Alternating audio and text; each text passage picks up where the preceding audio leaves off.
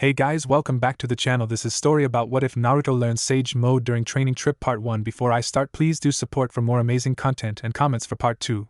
Do consider to subscribe my channel and share my video to your friends and check out the description as well. Let's start the video. It was a beautiful day in the land of fire. The sun was shining brightly in the deep blue sky, with only a few fluffy white clouds floating here and there. And it was during this beautiful day that two people were traveling on the road, heading towards the north, out of the country. The oldest of the two travelers was a tall man, with a mane of unruly and spiky white hair tied in a long ponytail and kept on the front by a horned Hittite made of steel and engraved with the kanji 4 oil. His attire consisted of a green kimono and matching pants, tied by a black belt, with a mesh shirt underneath, a red haori with 2 yellow circles on each side, traditional red geta, arm guards, and a huge scroll that he was carrying on his back.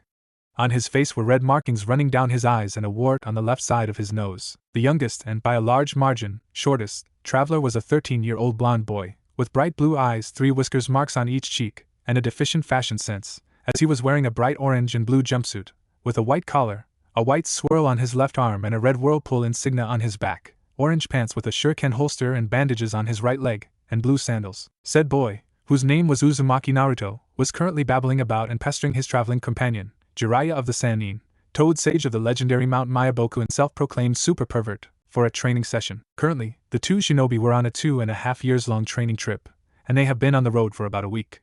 And beside walking and camping, they still did nothing, which was annoying Naruto greatly, resulting in the current situation. Damn it, Ero Sennin! Teach me a jutsu! It's been a whole week and you still didn't teach me anything. I wanna train, you know, said Ero Sennin. Didn't hear his student's angry demands, as he was deep in thought. One of the reasons Jiraiya took Naruto on this training trip was to help him controlling the power of the beast sealed inside of him. Naruto was indeed a Jinchuriki, a human containing a biju, a living and conscious mass of chakra of immense power. The blonde boy was the container of the most powerful of them all, the Kyuubi, and because of it he was being hunted by a group of mercenary with unknown motives, composed of dangerous S-rank Nuke-nin, the Akatsuki. If Naruto was able to use the power of the Kyuubi, he would be able to defend himself with more ease, and thus Jiraiya, who was the keeper of the key opening the seal that kept the Kyuubi in check, was wondering if, perhaps, opening said seal would make the control of the biju easier for his blonde student. The risks were high. The little chakra he had felt during the month the Toad Sage trained Naruto before the finals of the Chunin exams had told him a lot. The beast chakra was powerful, extremely so, but it also diffused a sinister feeling and a lot of killing intent in the air, which he suspected was the fox's influence. Too much chakra and Naruto would probably lose control and become a rampaging berserker. But Jiraiya was confident in his student's ability to keep the Kyuubi in check if he opened the seal a bit. The boy may not be the brightest, but he had an unbreakable will. Coming to a decision, Jiraiya stopped and turned towards Naruto. The boy, thinking that his master finally submitted to his, not, well-thought argument for teaching him something cool, immediately forgot his angry mood and brightened instantaneously. Finally! You're going to teach me a kick-ass jutsu? I'll have it down in no time, Ero Sennin. Believe it!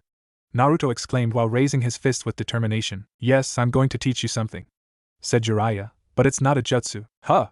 Then what is it? A new cool taijutsu move? Asked the boy with curiosity. Nope. Not that either.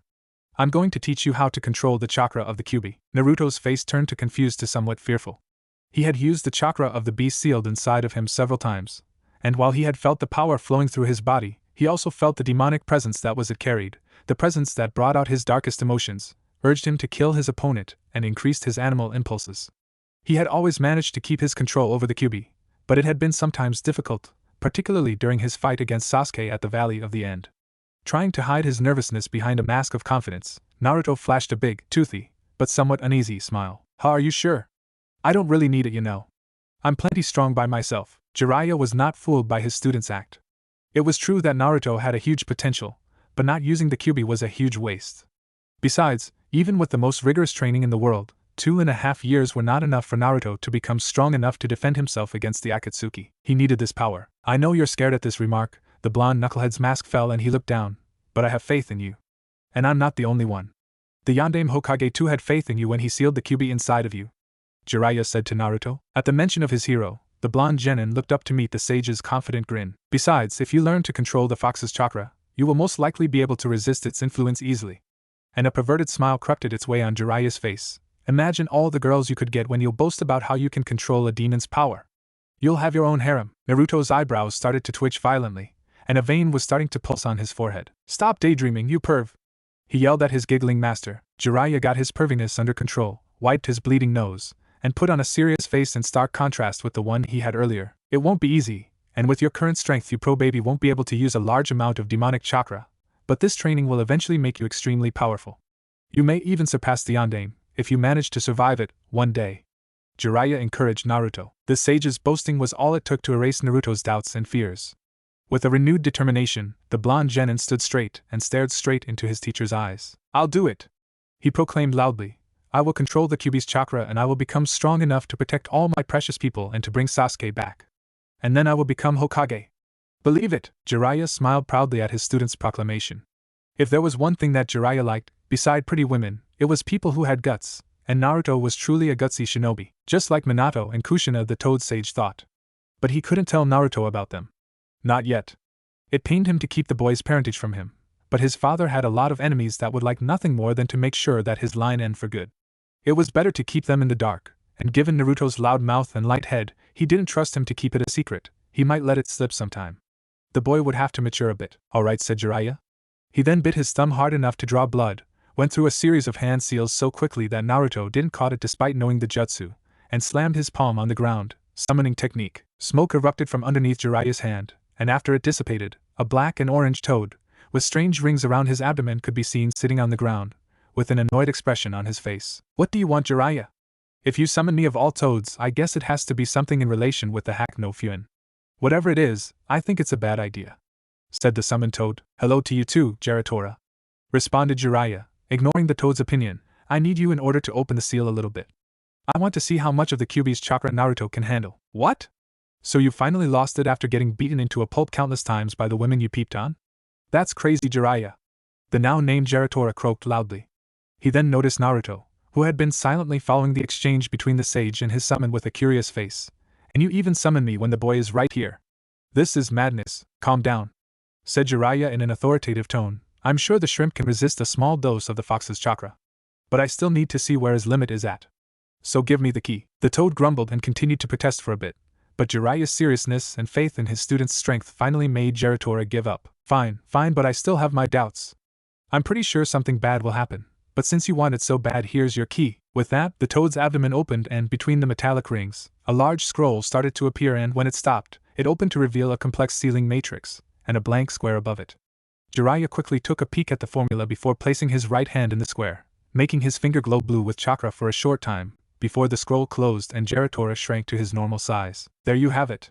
Now I'm gone before I'm caught in whatever your experiment with the fox is. And with no other form of goodbye, the toad disappeared in a puff of smoke. Jiraiya turned towards Naruto, who was starting to get impatient. Are you done yet, Ero-sennin? I want to start my training someday, you know. Yeah, I got what I needed, said the toad sage. We won't do that now in the middle of the road. There's an old keep not too far away from here. It'll be good enough to start your training and as a shelter for the night. Let's go. After quickly setting camp in the ruins of the fortress mentioned by Jiraiya, the sage and his student were now in the middle of the court, sitting in front of each other. Jiraiya glanced at the determined face of Naruto. He could still see a small amount of fear in his blue eyes, but it wouldn't be enough to make him back down. The toad sage knew it. Nevertheless, he decided to give a few encouraging words before they started. I don't really know what you will go through when I open the seal, but I will repeat myself. I have faith in you. I am sure you have in you what is needed to keep the Kyuubi in check. Hearing his teacher's compliment made Naruto grinned. Don't worry, Ero-sennin. I won't disappoint you. Jiraiya could not help but smile. The blonde midget in front of him would never back down from a challenge when he was motivated. I know that. Now show me your seal. Obeying his master's command, Naruto lifted his jumpsuit and the shirt underneath to expose his bare stomach. Closing his eyes in focus, he started to mold chakra, making the 8 trigram seal appear. Furrowing his eyebrows in concentration, Jiraiya carefully placed his right hand, which carried the key, on the seal, and slowly opened it. Now let it be noted that, being a Sannin, Jiraiya was an extremely powerful shinobi. His experience with seals was unrivaled, ever since the death of his late student, Namikaze Minato. Even such an intricate seal as the 8 trigram seal wouldn't be too much of a challenge to modify slightly. But he was human, and like every human, he wasn't perfect. Sometimes Jiraiya would make a mistake. In another timeline, maybe he wouldn't have made such a big one. Or perhaps none at all. But here, Jiraiya made a tragic one. He sneezed when he was opening the seal containing the Kyuubi, and when he sneezed, Jiraiya's hand slipped. which resulted in making a gap in said seal, a big gap, way bigger than what he originally intended to do. That was all he had the time to think before he was blasted away by a wave of pure demonic chakra. Pain like he never felt before. He was feeling like he was boiled alive and skinned at the same time, which was not really that far from the truth, given the effect the QB's chakra had on his body with the current quantity being released brutally. He first wondered if Erosen's snot was an acid of some sort, as the sage had sneezed right on his bare skin. Then, he was forcefully pulled into his mindscape, where something quite ugly was happening. Well, uglier than usual, as either the sewer that apparently was his mind or the QB were really pretty. The water on the floor had turned blood red, and was quickly rising. Naruto was already knee-deep inside it. The bars of the cage representing the seal were corroded. And, the most alarming thing, the QB was smiling like a madman.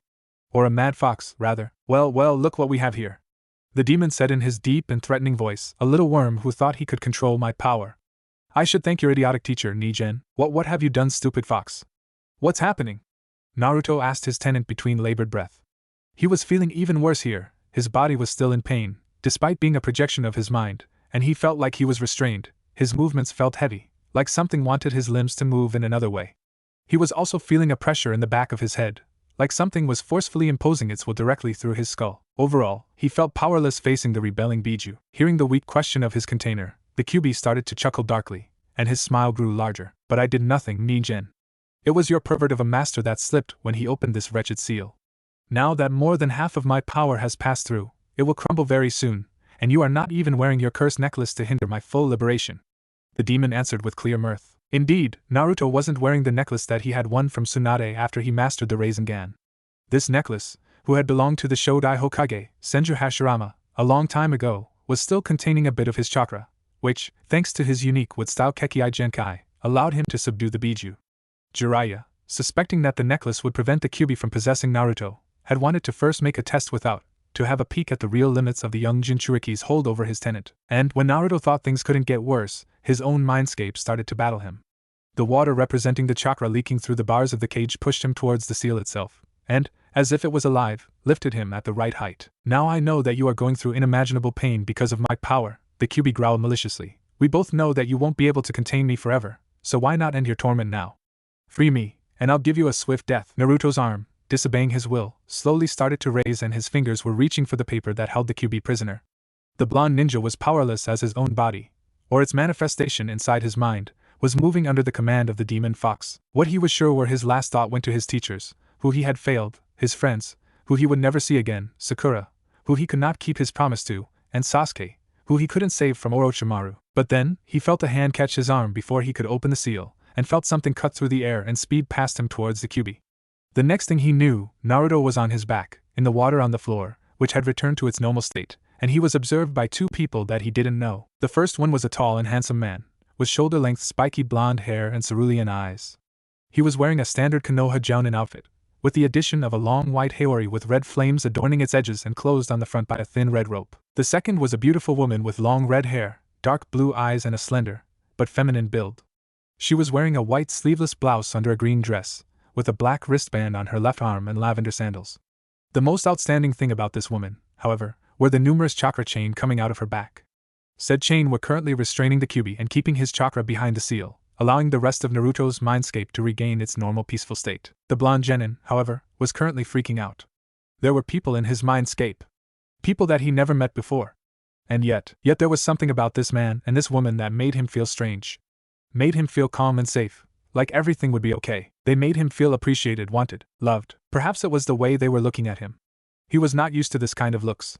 When he was young, people would look at him with disdain, hate, or indifference. While growing up, those looks were slowly disappearing, but they were still there. Ever since the Chunin exams and his fight against Hyuga Niji, people finally started to look at him with affection, pride, and sometimes, admiration, even more so when the rumors stated that he was the one who had defeated the bloodthirsty Sabaku no Gaara. There were still a few angry or hateful faces here and there, but way less than before. But the man and the woman in front of him, their eyes held so much care and love, it actually scared Naruto. Nobody had ever looked at him that way before. Before he could think more about this, the woman started to talk in a warm and soothing voice that instantly drawn Naruto to her. I'm so happy to finally meet you, Naruto. He had to fight down the urge to run towards this woman and to hug her as hard as he could. He didn't know her, he couldn't afford to let his guard slip now. Who are you? What are you two doing in my mind? Naruto asked. To his dismay, the two strangers started to chuckle, but not as if they were mocking him. It was a sad laugh. He could recognize it easily. He had often heard the same coming from his own mouth. Taking a closer look at the man, Naruto had the sudden impression that his face was familiar. Very familiar. Like something he had seen every day of his young life. Something sculpted in a cliff, above Konoha. With a bewildered expression and a shaking finger pointed at the man in question, the blonde genin couldn't help but state in a disbelieving tone, "You're the Yondaime Hokage." The now identified shinobi couldn't help but chuckle, this time with amusement at the face Naruto was making, a mixture of surprise, awe, fear and confusion. "Yep, that's me," he confirmed, "but it feels kind of weird being called by your title by your son like that." "What? Your son?" Naruto asked. If there was a picture next to disbelief in the dictionary, it would be the face the blonde boy was making right now. It's not real. You can't be real. You're dead." Both adults flinched after hearing Naruto's outburst, and their expressions changed to one of profound caring to one of distress. They looked both sad and fearful. The red-haired woman took an hesitant step forward and glanced at Naruto with such longing that, once again, he had to restrain himself, otherwise he would hug her and never let go. He didn't know where this urge came from, and it started to make him curious and, at the same time, worried. Who were these two people that he felt so connected to? His curiosity was short-lived, as the woman answered his silent question in an hesitant, yet loving and hopeful voice. "It's true, Naruto, he is your father."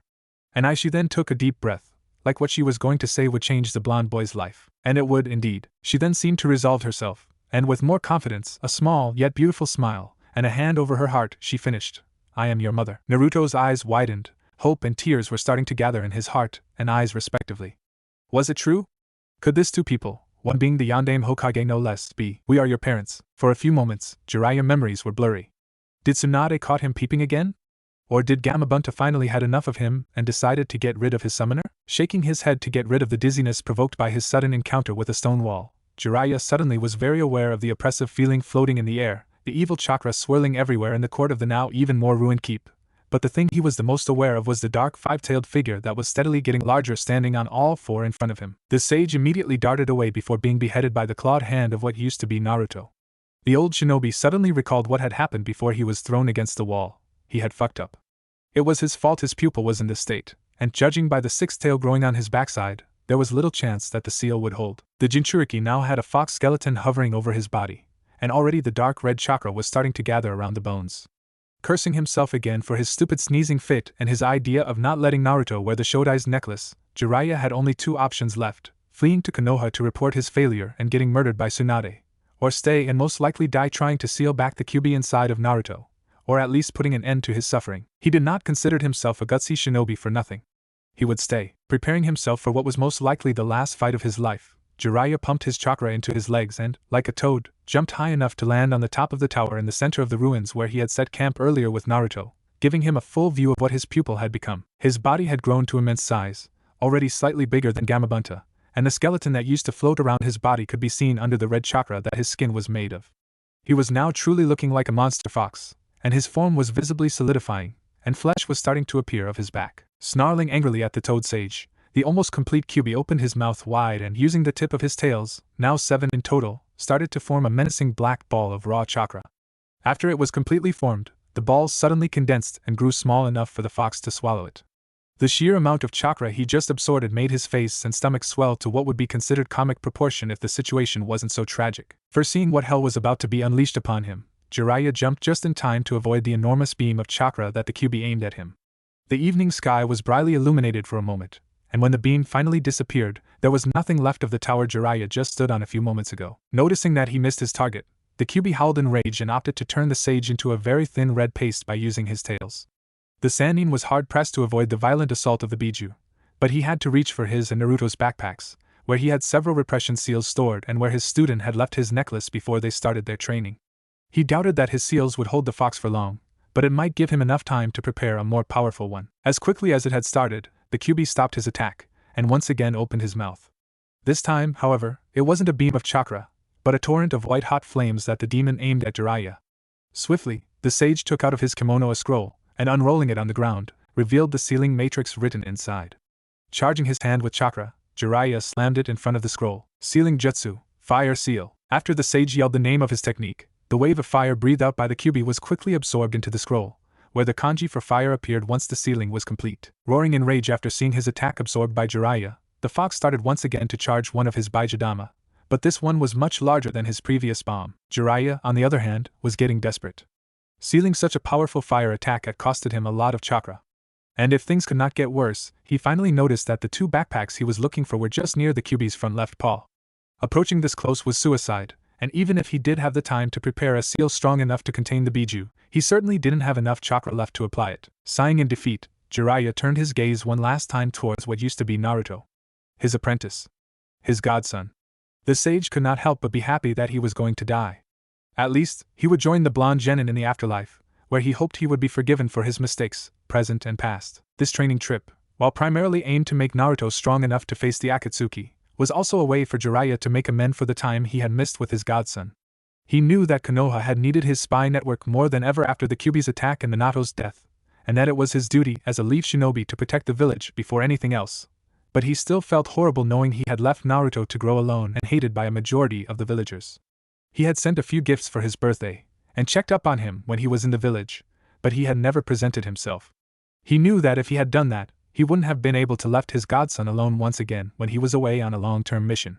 It still hurted him deeply, as he was also breaking his promise to Minato and Kushina to raise Naruto should something happen to them. It had been his duty as a godfather, but it came after his duty as a shinobi.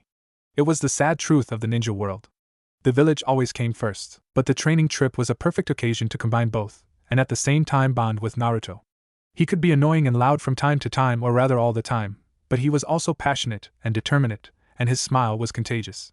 Just like his mother. Speaking of which, Jiraiya hoped that castration was impossible in the afterlife, or at least not painful, because he heavily doubted that Kushina would let him keep his manhood, or any other part of his body, intact after she learned that he was responsible of her son's death. All of that, because of a stupid sneeze. But soon, it would not really matter anymore. The now 8-tailed Kyuubi's body was now entirely made out of flesh rather than raw chakra. All that was missing was the last tail and the fur, and the fox's resurrection would be complete. But to Jiraiya's astonishment, just as the Biju was about to fire his now fully charged Baijidama, he suddenly collapsed and, in an eruption of smoke, disappeared, leaving only a naked and unconscious Naruto laying in the middle of the ruined fortress. Swiftly getting up, Jiraiya ran to Naruto's side. Kneeling next to the blonde, he quickly started looking for any sign showing that his godson was still alive. To his relief, he felt a somewhat weak, but steady pulse. "Thank Kami," Jiraiya whispered in exhaustion. After escaping the smashing tails and using the fire seal on the Kyuubi's blazing torrent, combined with the dread of having seemingly killed Naruto, the sage was feeling tired. But he had one last thing to check up. Looking at the 8 trigram seal, Jiraiya was baffled to see that it was slowly closing. Despite being a seal master, he had no idea of how this was possible. Maybe something was happening in the mindscape that Naruto had mentioned he already had visited just before he summoned Gamabunta for the first time? It was the only thing that he could think of. Whatever was going on, he hoped that his godson would be alright. Finally giving in to his exhaustion, Jiraiya dropped down next to his unconscious pupil, coming to the same conclusion that his sensei, the Sandaime Hokage, had before him. "I am getting too old for this shit. We are your parents." This simple sentence almost made Naruto faint. His emotions could be read on his face, one after the other: happiness, disbelief, fear, confusion, anger, sadness. They all flashed quickly in his eyes and his mind. He had parents. His father was the Yondaime. But it was impossible. How could they be here? And why? Was it a trick from the Kyuubi? After all, he couldn't be the son of Yondaime, right? Or could he? Could the Yondaime seal the Kyuubi in his own son, leaving him alone in a village that shunned him? And his mother? Was she dead too? Was he dead? But no, he was still in his mindscape, and the Kyuubi was still restrained by the chain coming out of his mother's back. Both his parents were holding their breath, not that it mattered if they didn't, since they were dead. But some habits die hard, even when you do die. Kushina and Minato were extremely afraid. How would their son react? Would he accept them despite the burden they had put on his shoulder the day he was born? Or would he blame them for the crappy childhood he had to go through and that they had witnessed through his memories? Naruto himself couldn't choose how to react. His emotions were in turmoil. When he thought he had settled for one, another would replace it. But finally he decided. He chose anger, and to show it, he kicked Minato as hard as he could, in the most sensitive area of his anatomy. Crumbling on the floor in pain holding his genitals, the Yondaime did nothing to prevent his son from unleashing more kicks on his legs, back, stomach and head. He couldn't really blame Naruto. Kushina, seeing her son violently kick her husband and his family jewels, could only gasp before trying to restrain the furious blonde boy. The both of them had expected him to react like that, but they had hoped that maybe he would ask questions first before unleashing his righteous anger. Naruto, tired of kicking Minato, decided to put his fury into words. "Why? Why did you seal the Kyuubi inside of me if I am your son? How could you do this? Do you know how hard it was for me? Do you? I was either ignored or outright hated by the villagers. I barely had any friends at the academy. The tears finally fell, as Naruto was confronting the man responsible of his lonely childhood, his hero, his father. The Sandaime had explained to him that it was the only solution to stop the Kyuubi, and that he understood if he resented the Yondaime, but it had been his duty as Hokage to protect the village, no matter what. Now that he thought about it, Naruto realized that the old man surely knew about his parents, but never told him. The only thing he had said when Naruto had asked about his family was that they died during the Kyuubi's attack. It was technically the truth, but only a part of it. Realizing that the man he saw as a grandfather had kept the identity of his parents away from him only made the young ninja angrier. But before he could lash out again, he was suddenly embraced by Kushina. His anger vanished instantly. Feeling his mother hug him, like he had seen other children, and something he had longed for as long as he could remember, finally made him break down, and he started to cry loudly on Kushina's shoulder. She took this opportunity to slowly stroke his back and whisper calming words to him. I know you are angry, Sochi, and I understand. Minato also understands. But we never wanted you to suffer like you had. We wanted to see you make your first step, hear your first word, see you out on your first day at the academy, but what we wanted the most was for you to live. Please, Naruto, let us a chance to explain. Regaining a bit of control over his falling tears, Naruto raised his head and looked right in the dark blue eyes of his mother. Why, he said between sniffles, I just want to know why. Instead of Kushina, it was Minato who answered him, after he had shakily stood up. Because I couldn't ask for other parents to sacrifice their child. As the Hokage, it was my duty to defend the village even at the cost of my life and, unfortunately, my son's happiness, he started, with a sad face. But he slowly started to smile proudly at Naruto, and because I knew that you would be able to keep the fox's influence at bay. You are our son after all. He finished as he knelt beside Kushina, but his expression changed again, and this time Minato had a grim face on. There is also more to the Kyuubi's attack than just the fox's desire to destroy Konoha. Yet I would have enjoyed to turn your accursed village into ashes. Yondaime, Kushina. The family of three turned to notice that the Kyuubi had managed to raise his head despite the chain around his neck, and he was now glaring at the reunited parents and child. I certainly didn't want to see you again after putting up with your furry ass for so long, fox. Hissed Kushina as she glared back at the Biju. Putting up with him? What do you mean? Asked a confused Naruto. Kushina turned back to look sadly at her son. You are not the first Uzumaki to contain the Kyuubi. I was his Jinchuriki before you, just like Uzumaki Mido, the Shodai Hokage's wife, was before me. She answered. Shock was written all over Naruto's face after hearing his mother's revelation. He had not been the only one cursed with the fox. His mother had been too? But something didn't add up. But if you were containing the Kyuubi, how could he have attacked Konoha? He asked. Again it was Minato who answered him. That was what I was going to explain, before we were rudely interrupted. He said with a glare of his own. When a female Jinchuriki is about to give birth, the seal containing the Biju is weakened, because the chakra is more focused on the baby than on the demon. And it was at this moment, just when you were born, that a masked man appeared out of nowhere. Minato then went on explaining, with Kushina throwing a remark here and there, how this man threatened and almost killed Naruto, kidnapped Kushina after distracting him, and how he then freed the Kyuubi from her. The blonde genin was listening intently, and, unknown to any of them, so was the fox. Truth be told, his memories of that night were blurry.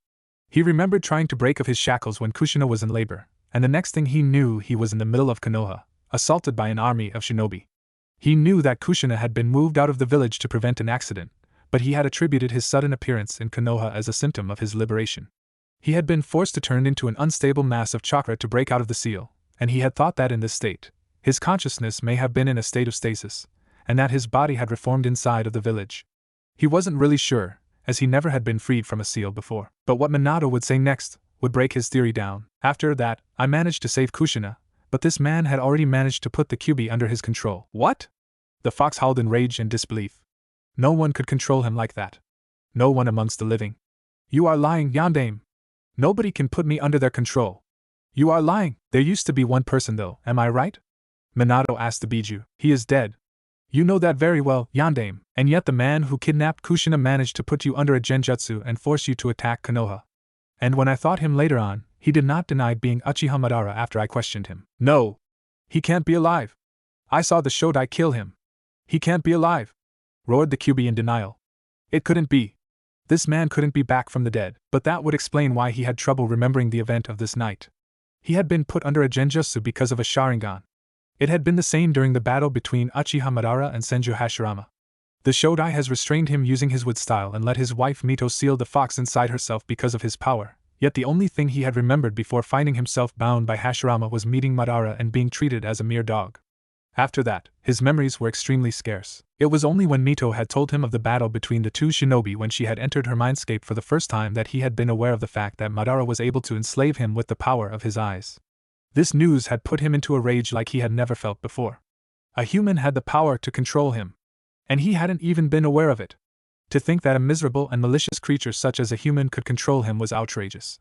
But at least, Madara had died, and his hold on the Kyuubi had been weak enough at the end to allow the fox to witness his demise. But somehow, he was still alive, and was after his power again. Naruto, however, was growing more and more confused. I don't understand.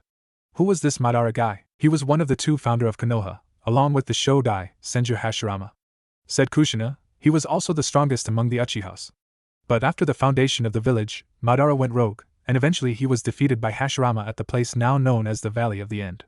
Defeated, but not killed it seems, the Valley of the End, thought Naruto. It was there that he had fought Sasuke, and nearly died trying to bring him back to Konoha a few months ago. Now you know why I had to seal the Kyuubi inside of you, Naruto said. Minato, I had to stop his rampage, and prevent Madara for keeping him under his control. But it was also a way for me to protect you. Protect me? How does sealing a demon inside of me would protect me? Asked Naruto, feeling his anger rising again. Because I knew that, in time, you would be able to master his power. And I knew that you were the best person I could entrust this power with. You are our child, and I was confident that I had left Konoha's safety in good hands. Responded his father, while ruffling his hair. More than the total confidence coming from Minato, it was this simple gesture that calmed Naruto. He had seen children getting their hair ruffled like that by their father when they were proud of them. The Sandaime, Iruka, Kakashi and Jiraiya had done the same to him. But feeling his father doing it, as he had felt his mother hug him, brought him to tears. He couldn't help it. I understand if you can't forgive me for what I did, continued the elder blonde sadly, but I hope you understand that I never wanted you to suffer. I wanted you to be safe. I wanted you to be viewed as the hero who was keeping the village safe by containing the Biju, but apparently, I was too optimistic. He then bowed in front of Naruto. I am sorry for the hard times that you had to go through. I am so sorry, Naruto my son. He was still a bit angry at Minato, but yes, now he understood why he had been chosen to be the Kyuubi Jinchuriki. Because his father, the Yondaime Hokage, had entrusted him with the power to protect the village. Because he was certain that his son would be able to master it. Because he knew that no matter what, he would be proud of him. Not proud like a Hokage, proud like a father. I understand and I am still a bit mad at you, but I managed. After all, I'm the son of the Yondaime, you know. Ain't that right, Dad? Hearing Naruto calling him Tuchan brought Minato to tears, just as Kushina started to cry as she saw her son forgive his father. But still, said Naruto, how are you guys here? I mean, suddenly, the blonde genin looked at his parents like they were the spookiest thing ever. You're not ghosts, right? No, well, not exactly, replied Minato after getting his emotions back under control. The jutsu I used to seal half of the Kyuubi power inside of you, the Shiki Fujin, is casted at the cost of the user's life. And your mother was dying, as a Jinchuriki who gets their Biju extracted will inevitably die. As such, when I was performing the sealing, I also put a small amount of my and Kushina's chakra inside the 8 trigram seal, in case the seal was breaking or for when you decided to take control of the Kyuubi's chakra. But now that I mention it, he then looked at his wife. We weren't supposed to appear together. Turning his attention back to Naruto, he asked him what happened. Naruto, who had forgot the situation he was in after the shock of meeting his parents, remembered suddenly the accident provoked by Jiraiya. Oh, that's right, he exclaimed. Erosenin wanted to open the seal a little to see how much of the Kyuubi's chakra I could control. And when he was doing it, he sneezed. He sneezed? Asked Kushina incredulously. What the fuck? How can that guy sneeze when he opens a Jinchuriki seal? His godson seal no less? Erosenin? Said Minato. Despite what he had just learned, it was clear that he had a hard time containing a chuckle. He suddenly collapsed on the floor again, in laughter this time.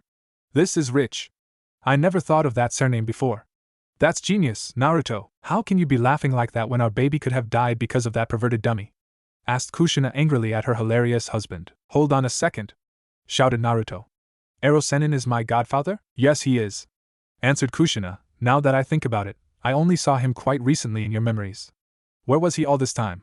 He was supposed to take care of you, you know. He probably was extremely busy after the accident, Kushina, said Minato after putting himself together for a second time. Even during my reign as Hokage, our situation wasn't that bright. The aftermath of the Third Shinobi War had left us in a weakened state, despite our victory. And the Kyuubi's attack probably did not make things better. Hiruzen-sama had probably no choice but to put Jiraiya on long-term spying mission. But even so, I would have expected him to check up on you once in a while. Well, he didn't, said Naruto, angry once again. If I ever meet him again, he better watch out for his balls. Believe it, said Kushina, just as angry as her son. At the same time, in the real world, Jiraiya suddenly had visions of a very angry female Uzumaki glaring at him with eyes that screamed bloody murder while she was sharpening a sword. He decided to put his hands defensively in front of his manhood, just in case. Back in Naruto's mindscape, Minato sighed, feeling a bit sorry for his sensei, but only a bit. He himself had some words to say to the man about leaving his son alone during his childhood, or throwing him off a cliff for training, but they had more important matters to discuss right now. He could already feel that the majority of his chakra had disappeared. He and Kushina didn't have much time left with Naruto. Since we are here, he started, I might as well restore the seal. And maybe we could try, with Kushina's chains, to take a bit of hold on Yondaime, said the QB. He had listened to their conversation, and from what Minato had said, it seems that Madara needed to extract him out off Kushina to control him. Which means that, while he was inside of Naruto, he should be out of the Uchiha's grip, but his container was weak. He wouldn't last against the former clan head. And if the QB had managed to free himself, he would have been once again at the mercy of Madara. He would rather die, which left him only one option, one that he hated. But it was that, or slavery, and the fox was definitely not a fan of slavery. Since that damned Madara is after me once again, he will eventually hunt the little Nigen here. Which means that maybe we could come to. He then made a face that, if he was human, would look like he was about to throw up. A truce. At that, Minato raised an eyebrow. A truce?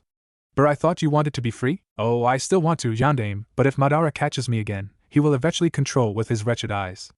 And I really don't want to be controlled by that man. But from what I can understand from your story, he can't control me if I am sealed, which means that, as long as you are sealed inside of me, you are safe, right? Concluded Naruto, who had managed to come to this on his own. The QB looked at him with a small amount of surprise in his eyes. You are not as dumb as you look, Nigen. Yes, it seems the only way for me to stay out of Madara's reach is to be kept inside of you. Unfortunately for me, you are laughably weak, even for a human. Hey! I'm not dumb, and I'm not weak. Believe it. Yes, you are. You were helpless when that Uchiha and that fishman came to capture you. If not for your stupid teacher, you would most likely be dead right now, and me on a leash. Even that boy you consider a brother almost killed you, because you were too weak. So what did you mean by a truce? Asked a curious Minato. He was intrigued by what the QB was meaning. If he was going to where he thought he was going, I mean that, as long as Madara is alive, either me or the little Nigen are safe. Which means that we have common interests. I don't like it, not at all, but I refuse to be the Uchiha's lapdog ever again. I'd rather have this little idiot controlling me. Are you saying? Started an incredulous Kushina. Yes, the QB answered with a disgusted expression. He had really no choice here. But at least, he would keep his free WLL. What? What's he saying? Asked Naruto, who was lost again. I take back what I just said earlier, you are as dumb as you look, growled the QB. It was hard enough to accept what he was forced to do, but now he had to say it out loud. Since we are both pursued by the same man, you for me and me for my strength, we will have to once again. The fox looked like he was about to throw up. Disgust was written all over his vulpine face. Work together? Work together? You mean like I can have all the chakra I want? Asked a giddy Naruto. He had feared the QB would take control of him if he was using too much of its chakra. But if they were working together, there was no need to be worried about that, right? However, this was not what the QB had in mind at all. No! I won't be treated as a chakra battery to use when you want to pull out one of your stupid jutsu.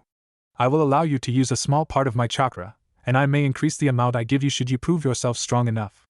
I will also have other gifts to share with you, but I expect concessions on your part too. Naruto only nodded without saying anything that might anger the Biju further.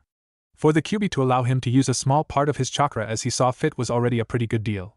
However, the last point the fox had made worried him a little. What concessions are you talking about? We will discuss that later, Nigen. I still have a lot to think about, and I still have to deal with the fact that I am forced to share a part of my strength with a shrimp like you. The QB then glared at Kushina, who was still binding him with her chakra chains. Could you free me now? I won't try to break out of here anymore until we deal with Madara, that is. Kushina eyed him suspiciously, before nodding. The chains then retracted into her back, and the QB was finally able to shift to a more comfortable position, deeper inside his cage. Now get out of my sight. The fox snarled. I saw you enough when you two were alive. Say whatever you want to say to the little Nigen during the little time you have left, but somewhere else. Yeah, for once I agree with the fox, said Minato. Let's move to another place, shall we? He then snapped his fingers, and the sewers disappeared. Now, the little family were floating in what seemed to be a void where the only things visible were shifting shades of yellow and red, sometimes mixing to create a bright orange. The three immediately relaxed. The QB's aura of rage and hatred was not something really pleasant. Naruto, despite the warm atmosphere of wherever they were now, was feeling extremely sad. His parents were going to disappear. They were already becoming slightly transparent, and the outlines of their figures were getting blurry. Despite the anger he had initially felt, in the few moments he had spent with them, he knew that he was going to miss them immensely.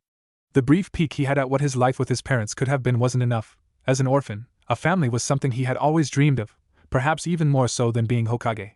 And now that he had a taste of what it was like, he wanted more. In desperation, he threw himself at his mother and hugged her with all he had. Fortunately for her, Kushina was a shinobi, but even so, Naruto's embrace was really tight. "I don't want you to go. Mom, Dad. I just barely had time to meet you." He was openly crying, and so were his parents. They were as sad as Naruto, as they had wanted to raise their child. Being an orphan and one of the last of her clan respectively, Minato and Kushina had been overjoyed to hear that she was pregnant, but Madara had taken that away from them, and crying in his mother's chest, Naruto now understood Sasuke's desire for revenge. The last loyal Uchiha had claimed that their situation was completely different. That they could never understand him, never going through the pain of losing someone, as he never had anyone. But now he understood. And Naruto, too, wanted revenge. And he would have a Biju, even though a reluctant one, at his side. Sensing her son shaking in rage, Kushina delicately rubbed his back to soothe him. She couldn't blame him for being angry. Heck, she was angry herself. But she wouldn't let this anger spoil the brief moment they were allowed together as a family. "I know how you feel, Sochi," she said in a soft voice. "But don't let your rage get the better of you. Don't be like your friend Sasuke. Even if the Kyuubi agreed to let you use a part of his chakra, you will not be free of its influence." A little calmer, Naruto looked up with teary eyes to meet Kushina's loving eyes. No matter what, witnessing so much affection directed at him felt weird. The good kind of weird. Something he could get used to. But if somebody looked at him like that ever again, it wouldn't be his parents. And that felt horrible. What do you mean? If he lets me take his chakra, I'll be fine, right?" he asked. "Not necessarily," she answered sadly. "A Biju is made of chakra, and as such, his chakra will always carry a bit of his consciousness in its flow.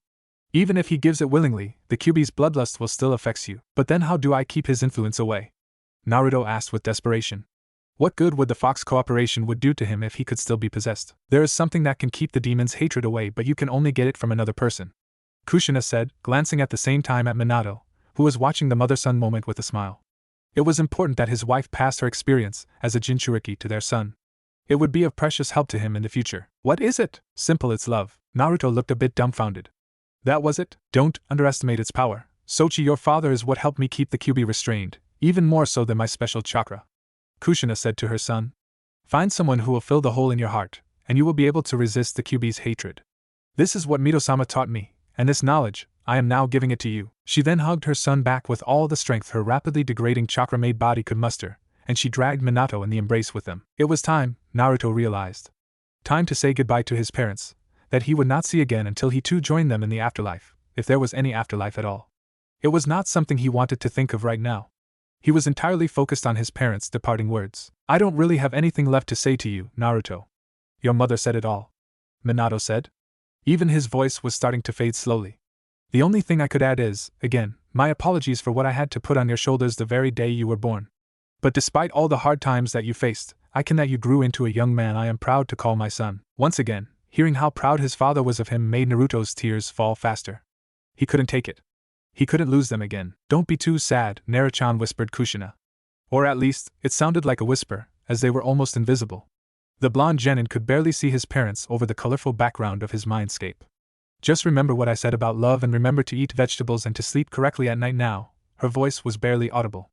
"I also want at least 4 grandkids, you know," she added with a tearful chuckle. Naruto couldn't see them anymore, he couldn't feel their arms around him, but their presence was still there, fading way too fast. "No matter what happens, we will always be proud of you, Naruto," he managed to hear Minato said. And their last words, their very last words, despite being nothing more but the whisper of a whisper, still rang louder than a thunderstorm in the blonde boy's ears, mind and heart. "We love you, Naruto." And with that, the last remnants of Namikaze Minato and Uzumaki Kushina were gone. And feeling alone and vulnerable without the comforting presence of his parents at his side, the presence he had longed for ever since he knew what parents were, Uzumaki Naruto, number 1 hyperactive, knucklehead ninja of Konohagakure no Sato and Jinchuriki of the Kyuubi no Yoko, cried loudly in the solitude of his mindscape. Naruto had fallen asleep after crying for what seemed hours.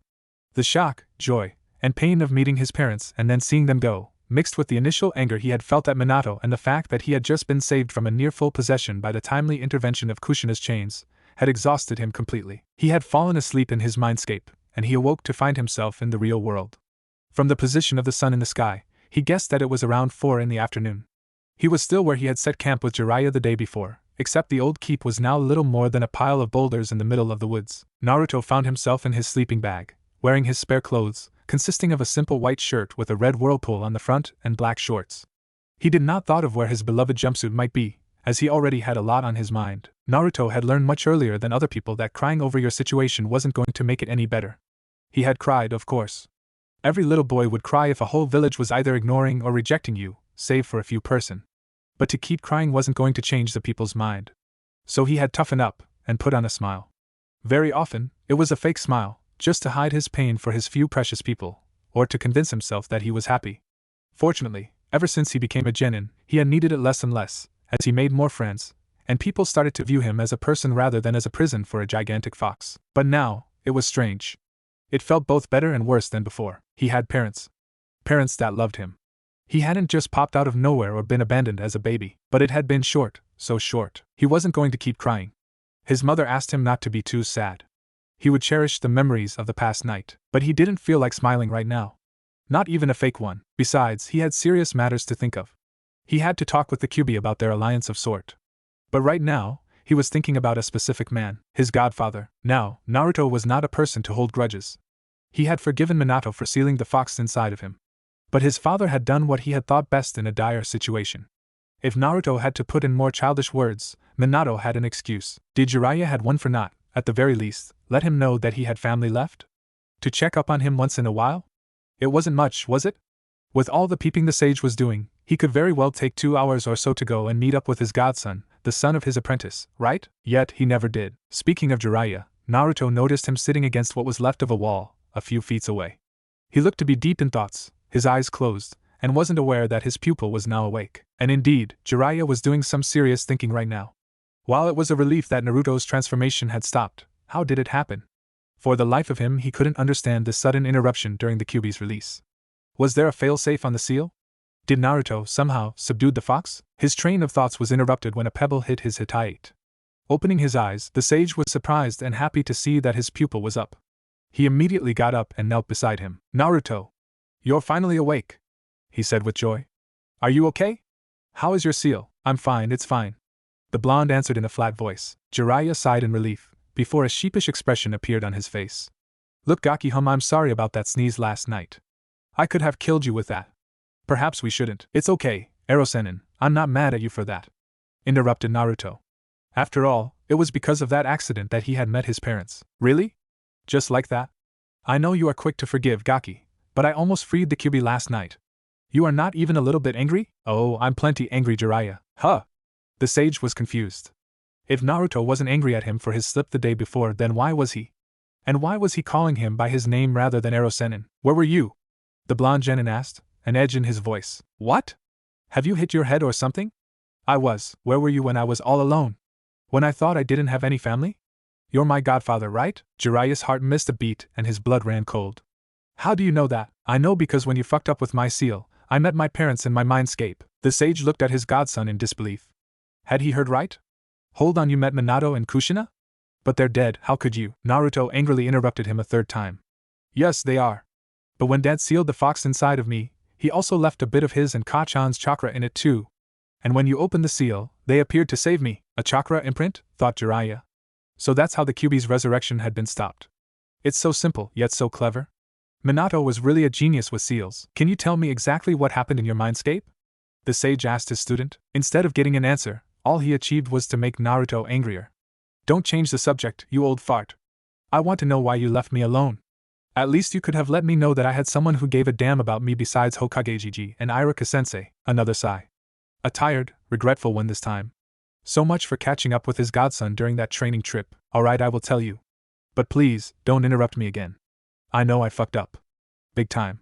But I didn't really had a choice. Naruto didn't snap at him this time. He just sat straighter, crossed his arms on his chest and glared furiously at his teacher. Jiraiya slowly massaged his temples before he began explaining his reasons to his pupil. It was going to be difficult. He sighed one last time before throwing himself in a long explanation and a painful reminiscence. When your parents died, it hit me hard. Minato was almost like a son to me. I really wanted to take you in, but Sarutobi-sensei estimated that I was in no shape to take care of you. And he wasn't wrong. I was feeling like crap at this point, and the Sandaime insisted that I maintain my spy network. He promised me that he would take care of you, so I agreed. Naruto still didn't move or open his mouth. Neither did he stop glaring. I know that it's not what you wanted to hear, but yes. I chose duty over you. The Sannin continued. Konoha was vulnerable. When Minato was Hokage, we still hadn't fully recovered from the Third Shinobi War. The Kyuubi's attack and your father's death only made the village's state worse. I am a shinobi of the leaf, and as such it was my duty to protect Konoha even if it meant breaking my promise to Minato and Kushina, but by protecting the village, I was also protecting you. And it was impossible to take me with you. I was always on the move, gathering informations. That's not the life for a baby. Naruto's anger subsided a little bit. His godfather had to follow orders, just like any ninja. But still, you could have at least dropped by every once in a while, he muttered. Yes, I could have, but I was afraid that if I ever went to you I would never be able to leave you alone again. And it was for your safety. Naruto was confused by Jiraiya's statement. My safety? Leaving me alone in a village that resented me was for my safety? Your dad was well known in the ninja world, and he had many enemies, notably in Iwadikure, after he killed 1,000 of their men by himself. Answered the Sannin. And it was well known that I was his master. I'm pretty famous myself after all. So, what do you think would have happened if the Tsuchikage heard that the Toad Sage, former sensei of the Yellow Flash, was looking after a blonde child? I'm pretty sure he wouldn't have hesitated to send assassins after you. That made Naruto think for a bit. He had learned at the academy that the Yondaime Hokage was hated in Iwa because of his exploits during the war. But did they really want revenge so much that they would kill a child? There are people who would kill me just to get back at my dad, he asked, fearing the answer. Yes. Jiraiya grimly responded. Grudges can last for a long while in the ninja world, Naruto. Even if he is dead, Minato is still hated in Iwa. Kumo doesn't really like him either. And he had a lot more enemies than that through the elemental nations. His expression shifted, and a small smile slowly formed on the elder shinobi's face. I did check up on you, you know. Half of your monthly allowance actually comes from me. I just thought keeping my distance was the better option. I was probably wrong. I am almost always wrong, and to be frank, one of the reasons I took you on this training trip, besides preparing you against the Akatsuki, was to making it up to you. Naruto bowed his head down, hiding his eyes from Jiraiya. Once again, he found himself conflicted, just like he had been with his father. Their decisions may have been questionable, but they had the best intentions in mind when they took them. The blonde boy had one last question for his godfather. What about my parents? When were you planning on telling me? I wanted to wait for you to mature a bit. The sage answered. I feared that learning that your own father sealed the Kyuubi inside of you would make you snap, but it seems you took it pretty well. At first, not so much, but I learned some things about that night, and in the end, I can't really blame him. He was doing his duty, like you. Naruto said sadly. Jiraiya put a comforting hand on his godson's shoulder, and fortunately, he didn't try to shake it off. I am sure that he was happy to know that his sacrifice would allow you to live. And the way he sealed the Kyuubi inside of you, I am sure he wanted to protect you by giving you a power that he was confident you could master one day. Naruto couldn't help a small smile to form on his face. You're pretty spot on, Ero-sennin. So you're calling me that again? Does this mean that you forgive me? Jiraiya asked hopefully. Raising his head again, Naruto met his godfather's worried eyes. He was really afraid to not be forgiven. Well, I'm still a bit mad, so you better train me extra hard to make it up to me, you know. Another sigh, of relief this time, escaped the Sannin's mouth. Thank you, Gaki. You don't know how much this means to me. Hey, we're family, right? We shouldn't stay mad at each other, claimed the blonde. Jiraiya smiled brightly at Naruto's statement. Yeah, you're right. We are family. The blonde Jinchuriki returned the smile with one of HIW own. A true one. He wasn't alone anymore. The tense atmosphere subsided, and the two finally relaxed. This time, it was Naruto who told Jiraiya what had happened in his mindscape. He didn't left anything. The Sannin shifted between a mix of amusement and empathy when the blonde told him where he kicked Minato, to one of disbelief and worry after he learned what had happened during the fateful night of his birth. He was also amazed that Naruto had a deal with the Kyuubi, even though he had yet to truly seal it, and he couldn't prevent a few tears from falling when the young boy came to the painful separation with his parents. After taking a few moments to let everything sink in, and to allow Naruto time to recompose himself, as retelling the events that occurred in his mindscape had brought up again the sorrow he had felt after he had to say goodbye to Minato and Kushina, Jiraiya finally came to a decision. I think you should talk with the fox as soon as possible. Don't let that hanging. See what he wants, and what you can get from this truce. I'm worried about those concessions, but it's in his best interest to keep you safe. Naruto wasn't really looking forward to this meeting, but it had to be done. If he wanted to defeat the Akatsuki, Madara, protect his precious people and rescue Sasuke, he would need all the power he could get. He steeled himself, and took a determined expression. When should I talk with the Kyuubi? The sooner the better, I think, answered the Sannin. Then I'll do it right now. Jiraiya locked eyes with his godson, concern written all over his face. You sure? You are about to strike a deal with the most powerful of the Biju. You might need some preparation for this. Naruto's resolve was absolute. His parents knew he could do it. He wasn't going to back down. It was his nindo. He would get the Kyuubi's help, no matter what. With his infamous boisterous attitude, he raised both his fist and his voice. Yeah, I'll do it right now. Believe it, Jiraiya couldn't help but chuckle. The knucklehead's guts and confidence were really something to behold. But it didn't mean that he should just rush like a man, as he was used to. Alright, but still, be careful, okay? Naruto just flashed a toothy grin and a thumbs up. Don't worry, Ero-senin. That grunchy fox got nothing on me, you know. With that, Naruto sat in the lotus position, closed his eyes and furrowed his brows in concentration. He had never entered his mindscape on his own. It was either in a life or death situation, or the previous night. But it couldn't be that difficult, and indeed, the blonde genin felt a pull at the back of his mind. Letting himself get dragged, he suddenly felt like he was jerked out of his sitting position, and everything went black for a second. It didn't take him long at all to appear in the familiar sewers. He idly wondered if something could be done about the scenery of his mindscape. It was uglier than a bowl of cold ramen. Feeling the familiar oppressive aura behind him, Naruto turned around and found himself facing the cage of the Kyuubi. The Biju was looking at him with a thoughtful expression, or at least that's what it looked like to him. At least, it didn't felt like the fox was going to throw up just by thinking about their future cooperation. Baby steps. I didn't expect you here so soon, Nijin, but I guess it is for the better. We have a lot to discuss. The Kyuubi started. Yep, so we better get started, and then go kick that Madara's ass. The blonde shouted. An angry growl was his answer. Idiot! This is Uchiha Madara we are talking about. This man cheated death already, and even the Yondaime could only fight him to a standstill. Defeating him will be extremely difficult, even more so with a dimwit like you as my Jinchuriki. The Kyuubi took some deep breath to regain his cool. Not only he had to lower himself and cooperate with a human, which was humiliating for a being as powerful as he was, but he could already tell that there would be a lot of headaches coming his way. My patience is already growing thin, so you are right, let's get started. Alright, shouted Naruto enthusiastically. So how much chakra will you give me? Before we get to that, let me make some things clear, Nijin, replied the Biju. I hate you. You, your parents, and your village. But I hate Madara even more. We are only cooperating because of the circumstances. I am not your friend, and I will never be.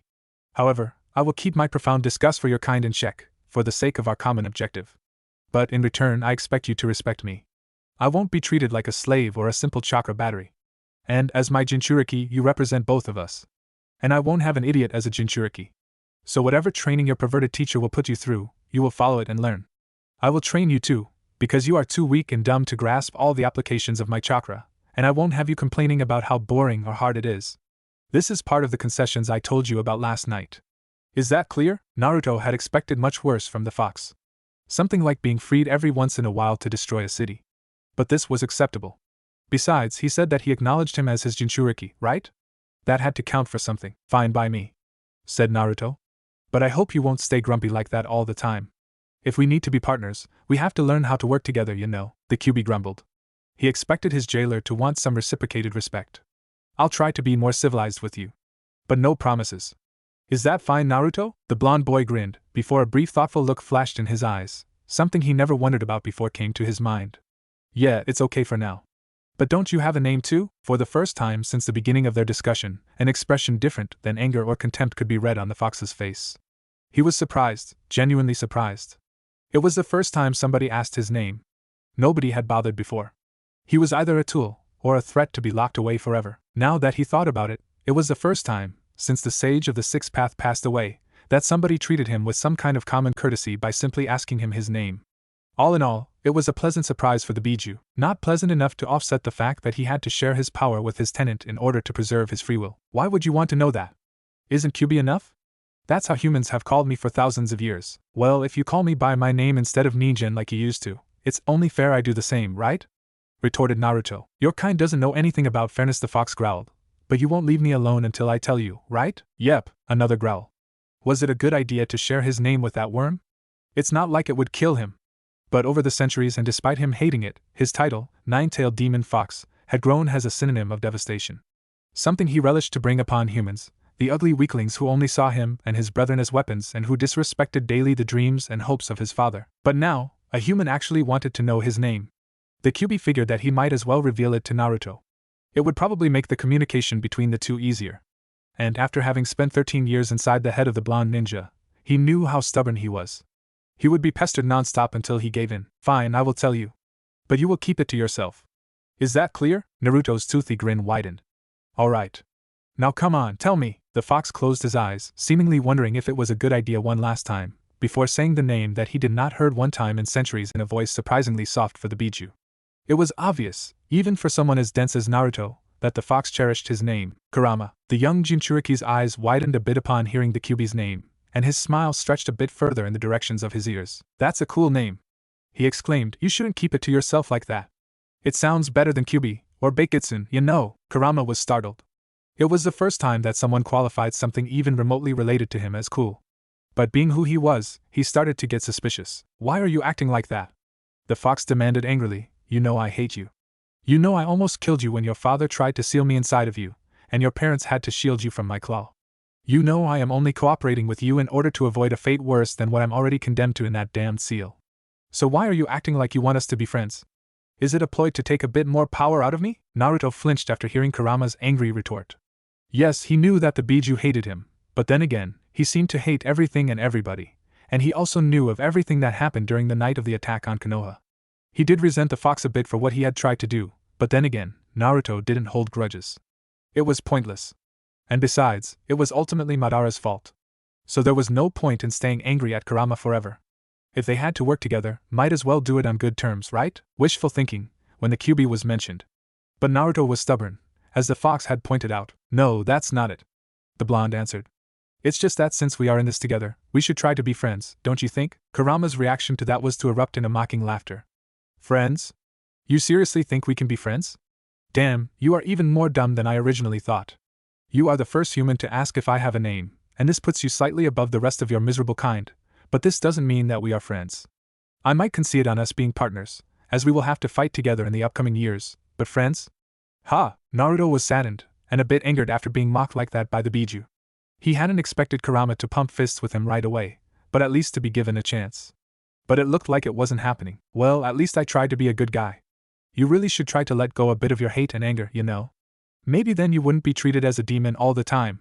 The genin retorted, frowning and crossing his arm on his chest. You're one to talk. I am not the only one who has trouble controlling his anger, Kurama said. Naruto's frown deepened. Why would I have trouble with my anger? I'm not angry. Yes, you are, but you repress it. You lie to yourself every day. You won't admit it, but you are angry. There is a colossal amount of repressed fury inside you. The fox enlightened his host. Your childhood left you deeply affected, Naruto. I know it. I was here all the time. You might think that you managed to pull through and that you can just forget what has been done to you. But the truth is, deep down, you are angry at the villagers of Konoha. But you suppressed your feelings, because you wanted to win them over. The blonde's expression immediately shifted from annoyed to anguish. It couldn't be true. Yes, he was not exactly happy about how he was treated back then, but it had changed now. He had friends, he was accepted by the villagers. It was in the past. He had no reason to be angry. You don't believe me, yet it is true. I admit that you are stronger than the average human. Many would have cracked if they had carried the hatred of a whole village like you did when you were younger. But you weren't left unscathed. He was lying. There was no way someone could keep something like that inside him. He wasn't angry at the civilians of Konoha, he wasn't. He wasn't angry at their whispers, their scorn, their indifference. He wasn't angry at the bullies who always picked on him at the academy, at some of the shopkeepers refusing him into their stores. But just thinking back about it, he couldn't suppress the slight flickers of rage in his heart. He never really thought back on his childhood. There was no point, it was over. But Kurama's words brought those memories back. And now that they were back, he couldn't deny what the fox stated. Despite himself, despite his happy-go-lucky attitude, despite his smiles, real or fake, Uzumaki Naruto, deep down, was full of resentment. And it scared him. Kurama sensed his distress. In another situation, he would have been delighted to see his Jinchuriki in turmoil, as he was right now. But right now, he needed him to be focused. Stop moping, Naruto. Yes, you have a lot of suppressed anger inside of you. Everyone does.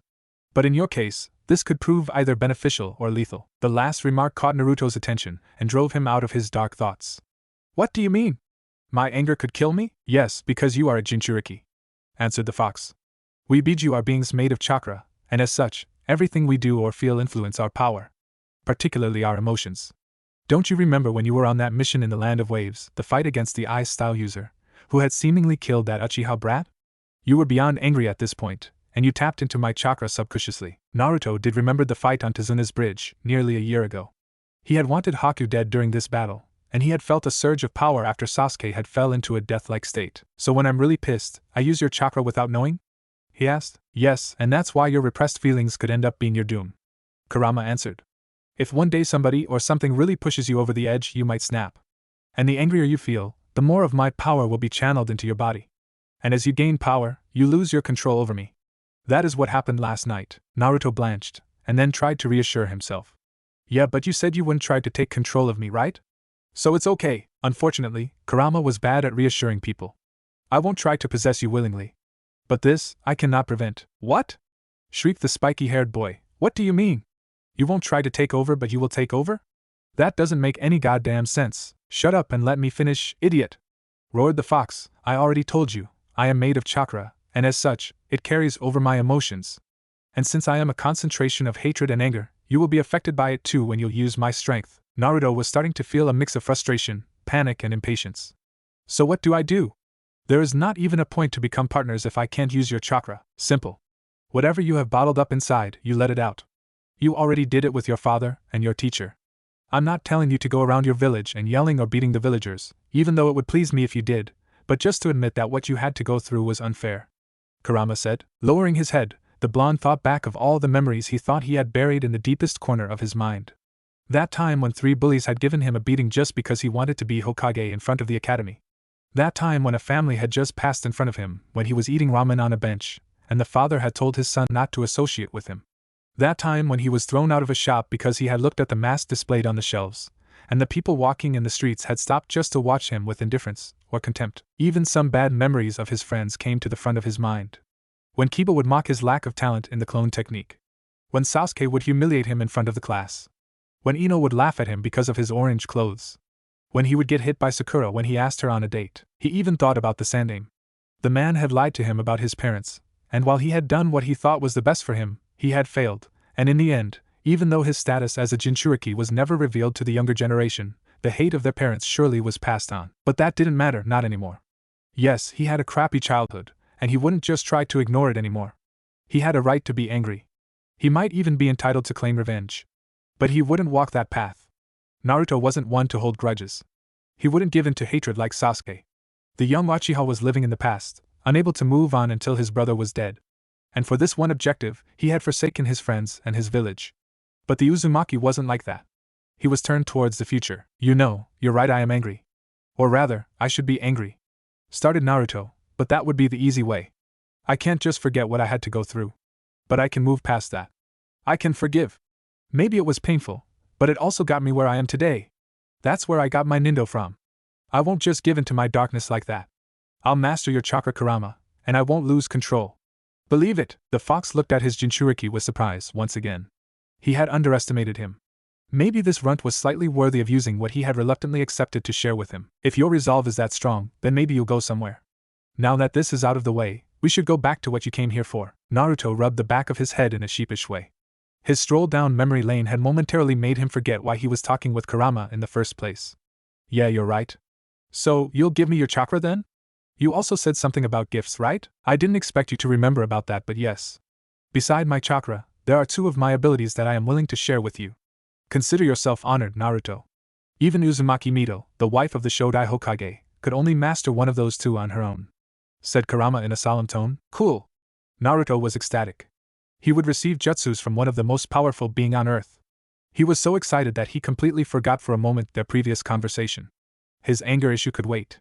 He had kick-ass techniques to learn. "The first of my abilities is the negative emotion sensing. It allows me to feel any negative emotions such as hatred, anger, fear, lust, deceit, or killing intent from any living being around me," explained the Biju. "Huh, that's all?" asked Naruto. He was a bit disappointed. He expected something like the ability to shoot laser beams or to move at the speed of light. "Your idiocy knows no limit, does it?" growled Kurama. "It would allow you to identify any imposters, see through lies, or even catch a traitor among your peers. Coming from me, it might sound surprising, but brute strength isn't always the best option. It is better to prevent a disaster than to deal with it after it happened, don't you think?" Now, that sounded better for the blonde knucklehead. "When you put it like that, it sounds great. Don't expect to master it right away. You will most likely only sense killing intent and hatred at the beginning, and only if the feeling is strong," warned the fox. Naruto flashed a confident smile at the Biju. "I'll have it in my pocket in no time, Kurama, believe it. Now tell me, What's the other one? The fox sighed. He preferred the thoughtful Uzumaki over the hot-headed one.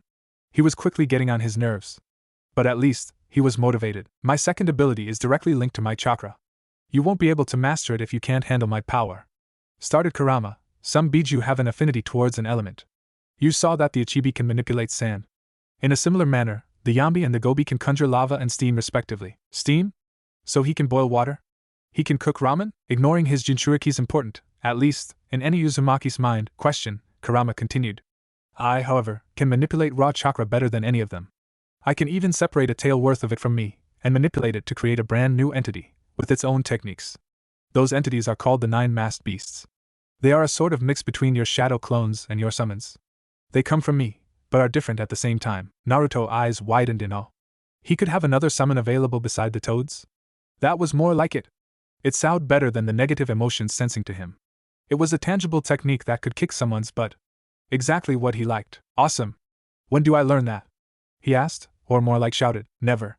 You can't learn to do that, stated Kurama flatly. The face Naruto made was the best imitation ever made by a human being of a puppy who just got kicked by its owner. But why did you mention it then? Because you won't be the one creating them, Naruto. I will. However, I could give you the ability to summon them. However, there is a problem with that, answered the fox. The spiky-haired boy groaned. There was something preventing him from using the Kyuubi's power. Again, what is it this time? I won't turn into a psycho just for that, even if your jutsu sounds awesome. You know, the problem is that you already signed a summoning contract. After having spent roughly 80 years sealed inside two Uzumaki seal masters, I picked up one thing or two ate few in jutsu. On top of being used to bind my kind inside humans in a literal sense, it can also bind two beings, or group of beings, with each other, in a more abstract sense. Okay, so it has something to do with seals, muttered Naruto. He had never been one for theoretical explanations. He preferred practice. A summoning contract functions like that, continued Kurama, either not noticing or caring that he had just lost his container. By using your blood to sign the contract, it binds you to a certain animal clan, and in return, they lend you their assistance. In return, you do not seek help from other summoned creatures, and you assist them should the need arise. I could create a summoning contract inside this mindscape that would bind me to you, and as a result, my creations. And before you get funny ideas, Kurama warned a confused Naruto, it would be impossible to summon me outside, and the nine-masked beasts wouldn't be at their full power because of the hack no Fuin. But before that, you need to break your contract with the toads. What? So I can't have both the toads and your funky clones? Asked Naruto in an alarmed voice. That was a tough choice to make. The nine-masked beasts sounded awesome, but he liked the toads, even if Gamabunta was not the friendliest amphibian around. And the toads had been his father's summons too. On the other hand, signing this contract with Kurama could be a way to strengthen their ability to cooperate. It was a part of the Biju's power, and he was set on mastering it in order to protect Konoha.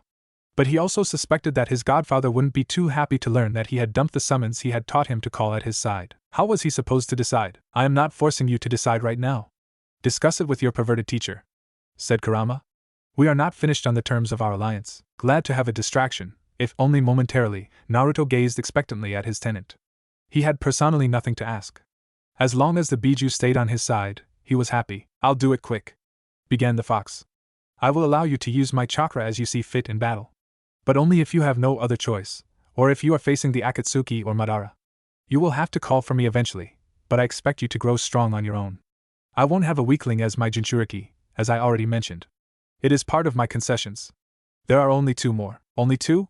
I expected much worse from you, Kurama, teased Naruto. Those two are the more important. Firstly, I expect you to kill Madara.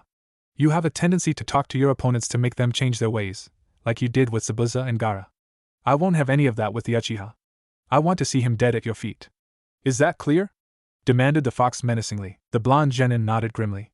He knew that Madara wasn't up to something good, and that he wouldn't have any qualms in killing him. He was behind the death of his parents. But still, taking a life wasn't something he was looking forward to. Satisfied by Naruto's silent answer, Kurama continued. Secondly, I want my Yin chakra back. Huh? Your what chakra? Asked the Uzumaki. The Kyuubi could already see the massive headache coming his way, with all the dumbed-down explanations and frustrations his container put him through today. My Yin chakra. You do not seem to remember, so I will explain it again. Your father mentioned that he only sealed half of my chakra inside of you. My Yang chakra, to be precise. My Yin half, he sealed it inside himself, before being caught in the dead demon-consuming seal. I want you to find a way to retrieve it, so I can be whole again. Besides, it would allow you to get more power from me. Kurama clarified. The blonde was a bit skeptical. Sure, they were allied, but he did not trust the BG yet. If I accept, you swear you won't try anything against me or my friends, right? The fox growled in indignation. Just because he was a walking disaster didn't mean he would break a deal like that. Particularly one that was meant to protect him. I have some honor too, you know? More than some humans. I won't try to break out of the seal. At least, until Madara is dead. I swear this on the sage of the Sixth Path's name, he said solemnly. Naruto didn't who was that Sixth Path guy, but he could tell that Kurama wasn't lying. Flashing his tenon a toothy grin, along with a nice guy pose, the blonde was more than happy to finally seal the deal with the Kyuubi. Then, from now on, we are partners, he exclaimed excitedly. Even Kurama couldn't help a small smile from forming on his lips. Sure, the knucklehead was annoying, but it was the first time that he would get to truly share his powers rather than having them forcefully taken from him. And if that meant he would get to see Madara dead, it was worth it. The following years would be interesting indeed. If you insist on putting it like that, I guess we are. Jiraiya was starting to get impatient. It had been a while since Naruto had fallen in a state of whatever Jinchuriki fell in when they were in their mindscape. He had noticed that the blonde's face had twitched every now and then, displaying several emotions, between sadness, anger, and happiness. While his godson was having a chat with the Kyuubi, the Toad Sage was busy thinking about what kind of training he would put Naruto through. Obviously, given the new circumstances, he would have to make it more intense.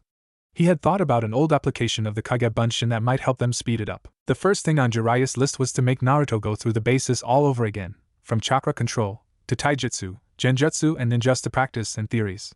He knew that his godson would never be able to use most genjutsu techniques due to his large chakra reserve and poor control, and that trying to teach him only one taijutsu style wouldn't give bare good results, given the blonde's unpredictable nature and his habits of thinking of a strategy, or striking on the fly. Some basic knowledge wouldn't hurt him, far from it. That didn't mean he would neglect working his body. Many people thought that Minato was as fast as he was because he was born like that, but in truth his swiftness and lightning-fast reflexes came from years and years of intense workout. And Jiraiya would put his godson through the exact same torture that his father had been. It was certain that Naruto would excel in ninjutsu. Being a Jinchuriki gave him unparalleled stamina and fast recovery, perfect for shooting multiple strong jutsu repeatedly. Jiraiya would have to check his chakra affinity, but he had a hunch that it was wind, like Minato and Kushina. He would also need to perfect his Rasengan, and eventually learn the variations, or come with new ones on his own. The Toad Sage also thought that Fuinjutsu would be a good asset to Naruto's arsenal. He was an Uzumaki, after all, and it would give him some sort of connection to his old clan. It might be something hard to teach the hyperactive blonde, as it required patience and focus, but his mother had the same temperament, and yet she had been as good, if not better than Jiraiya in the arts of sealing. Then, of course, came his speciality, the toads. It was a bit eerie for Sage Mode, as he needed a more mature body to handle the natural energy, but the collaboration techniques could be remarkably effective if used correctly. Naruto had a lot to learn, but Jiraiya was confident. If his godson was one thing, it was determinate. He would pull through easily, and ask for more. The Sannin was pulled out of his dose when he heard the blonde boy's grunting. He was finally coming out of his trance, and the sage was impatient to know how Naruto's talk with his inner demon went. "Welcome back, Gaki," he greeted his awakening student. "So, the old fox wasn't too hard on you, I hope? You managed to strike a deal?" Shaking his head to get rid of the slight dizziness of coming out of his mindscape, Naruto turned towards Jiraiya, and gave him a thumbs up. "You bet, Ero Sennin. I have a new partner now." The Sannin smiled proudly at his godson. "Trust an Uzumaki to make the impossible possible." "Good, now don't leave me hanging. What happened in that thick head of yours?" Groaning slyly at light jab, Naruto proceeded to go over his conversation with Kurama, not letting out anything. And for the second time today, Jiraiya was shifting between different reactions as his godson was speaking. He was impressed with his bravery in front of the Kyuubi, saddened by his painful reminiscence of his childhood, and proud of his resolution to master the Bijuu chakra. However, when he heard about the Kamenju, and the fact that Naruto needed to cancel his partnership with the toads in order to gain the ability to summon them, he couldn't hold back an indignified shout of protestation. "Wait a minute! You are actually considering signing this contract with the fox?" Naruto rubbed the back of his head sheepishly. "Yeah, I figured you would react like that. But you gotta admit that his summons sound awesome. I really like the toads, but I want to master all of the Kyuubi's abilities. And maybe it will help us communicate or something, you know." "Have you forgotten that Minato was a toad summoner too?" said Jiraiya angrily. "If I recall, it was Gamabunta who saved your ass from the Ichibi during the invasion, right? And there are a lot of things you could learn from them, such as Senjutsu." "I really don't think that's a good idea." "Senjutsu? What's that?" Naruto asked. Anything ending with jutsu got his rapt attention. "The art of using natural energy to strengthen your body and chakra," exclaimed the Toad Sage proudly. "It allows you to enter Sage Mode, where all of your senses are magnified, your taijutsu and ninjutsu tremendously stronger. The epitome of awesomeness, Naruto had stars in his eyes. If the toads had that, screw the masked beasts. The toads are not the only one knowledgeable in manipulating natural energy. The blonde heard the familiar deep voice of Kurama say in his head. Wait a minute, how can you talk to me out of my mindscape? He asked out loud. What are you talking about, Gaki?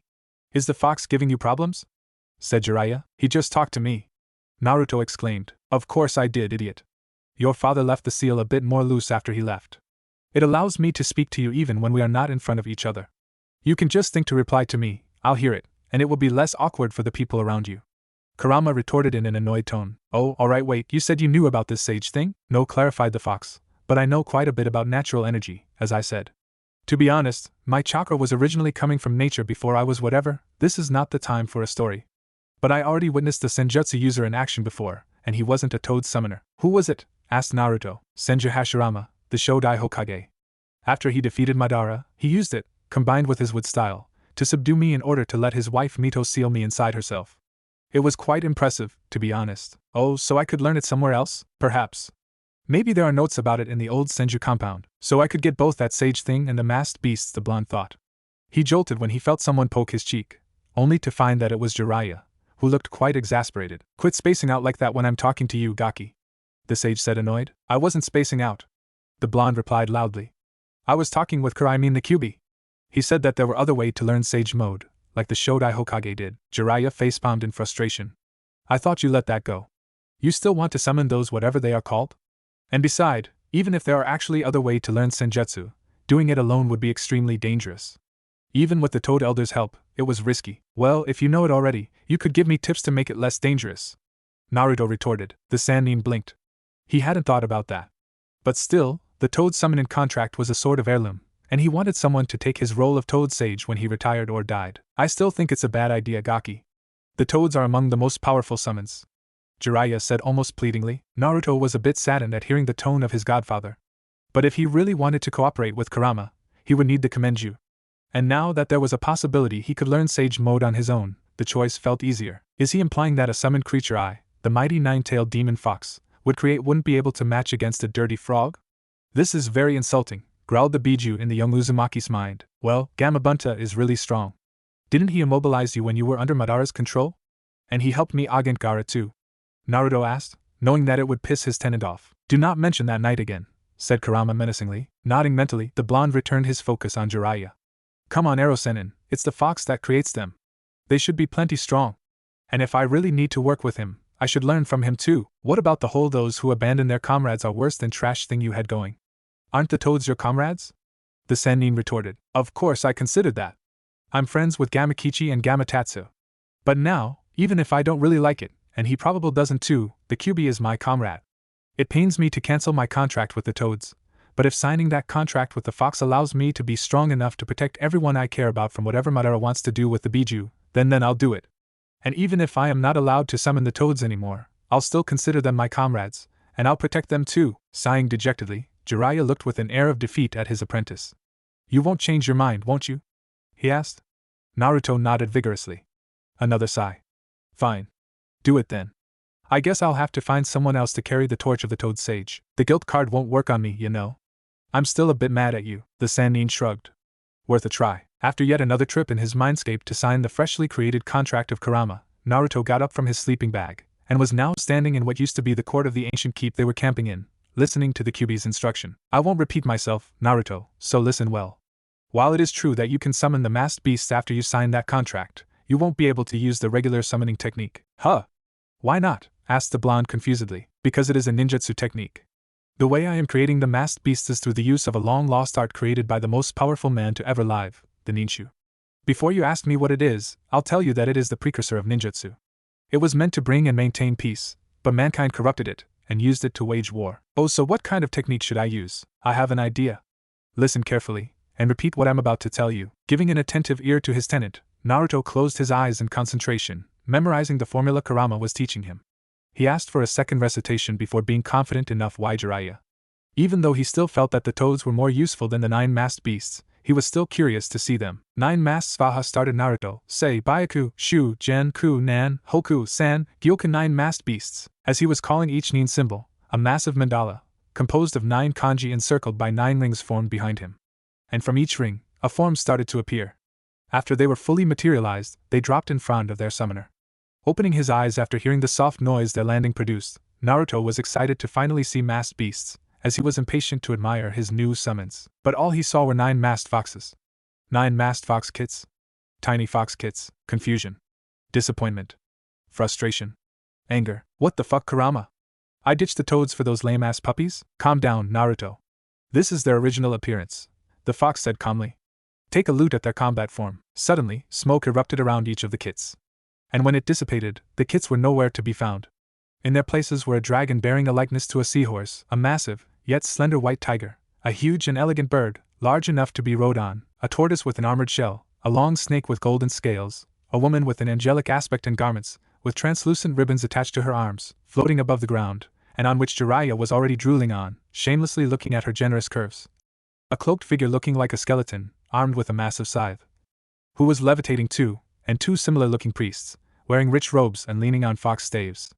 Even in these much more impressive forms, the masked beasts kept their kitsune masks. Isn't that better? Asked Kurama with barely concealed pride in his creations.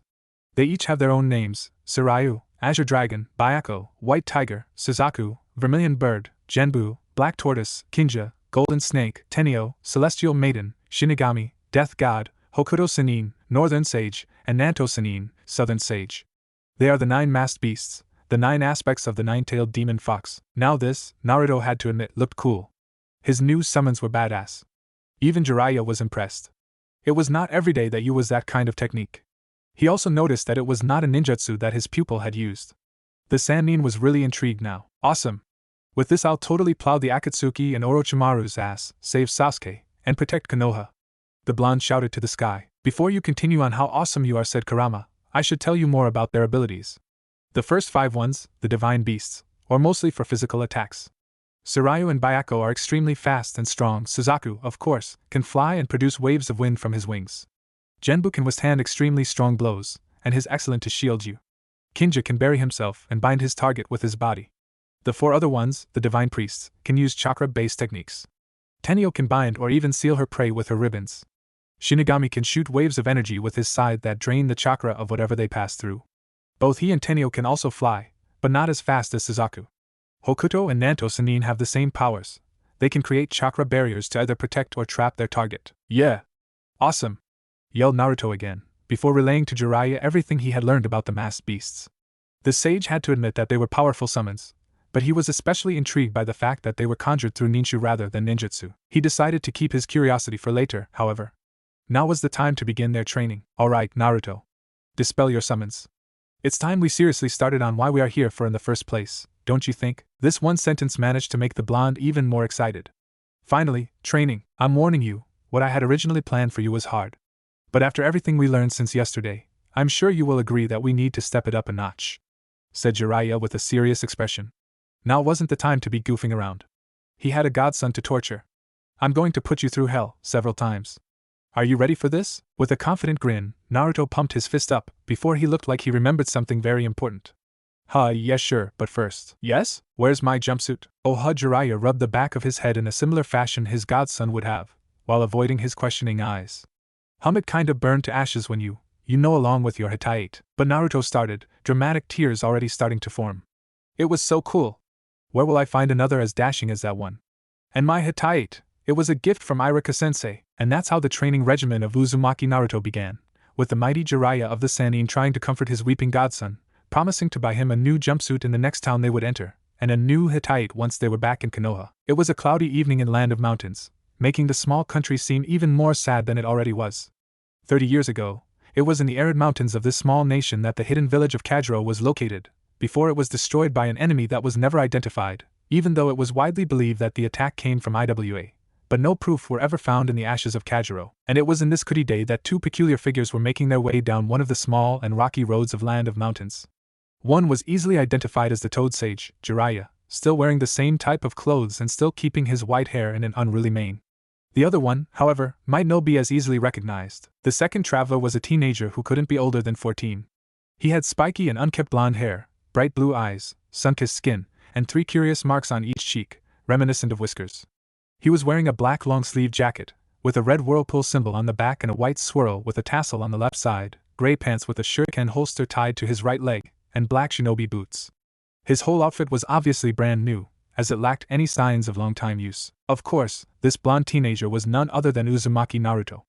And in the 1.5 years he had spent on the road with his godfather, he had grown up, physically and mentally. He wasn't small anymore. In fact, as far as his height was concerned, puberty had been good to him. He was now slightly taller than the average 14-year-old boy. And his jacket concealed the well-toned body that he had acquired after countless hours of the harshest physical training the Toad Sage could deliver. But beside his growth spur, it was his mental development that might surprise his peers back in Konoha. While he was still his happy-go-lucky usual self, it felt somewhat toned down, and yet more genuine, as if an exaggerated mask had been thrown away and replaced with a more restrained, but truthful attitude. And indeed, Naruto, after his talk with the Kyuubi, had let go of the facade he had put up to keep his worst memories and emotions away. Even intellectually, as surprising as it would seem, Naruto had made some progress. He actually thought, if only for a short time, before acting.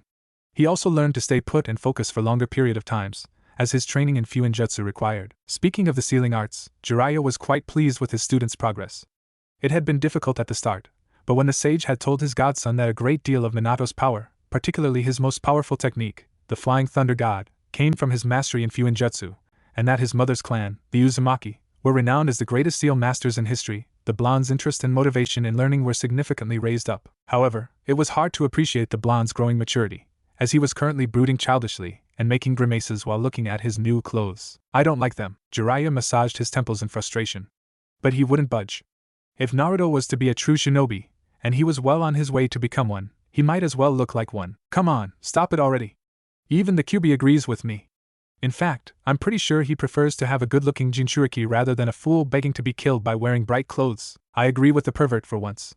At least you look somewhat professional like this. But, yelled Naruto, who looked like a spoiled princess who didn't receive a pony for her birthday, those clothes have no orange on them. Orange is not suited for your profession, idiot, said Kurama, annoyed at his container's constant whining. You're one to talk, you are orange. Stupid fox, retorted the young Uzumaki. I can't help it, you pathetic mongrel. That's the color of my fur. And besides, even if I was of a less noticeable tint, I'm still as tall as a hill. How do you expect to remain hidden in the shadows looking like a shining carrot? This was one thing that didn't change much. Naruto and Kurama's relationship never went past strict partnership. Not that the blonde never tried to be the fox's friend. But the Biju really didn't want any of it, even though he had warmed up just a little bit. Well, I managed to escape the ANBU when I was little, answered Naruto. Really, he had managed well until now, wearing orange. So why was everyone against him like that? If you want to be taken seriously as a ninja, Naruto, you have to look like one too, said Jiraiya. And seriously, if you keep wearing orange, you'll never catch a girl.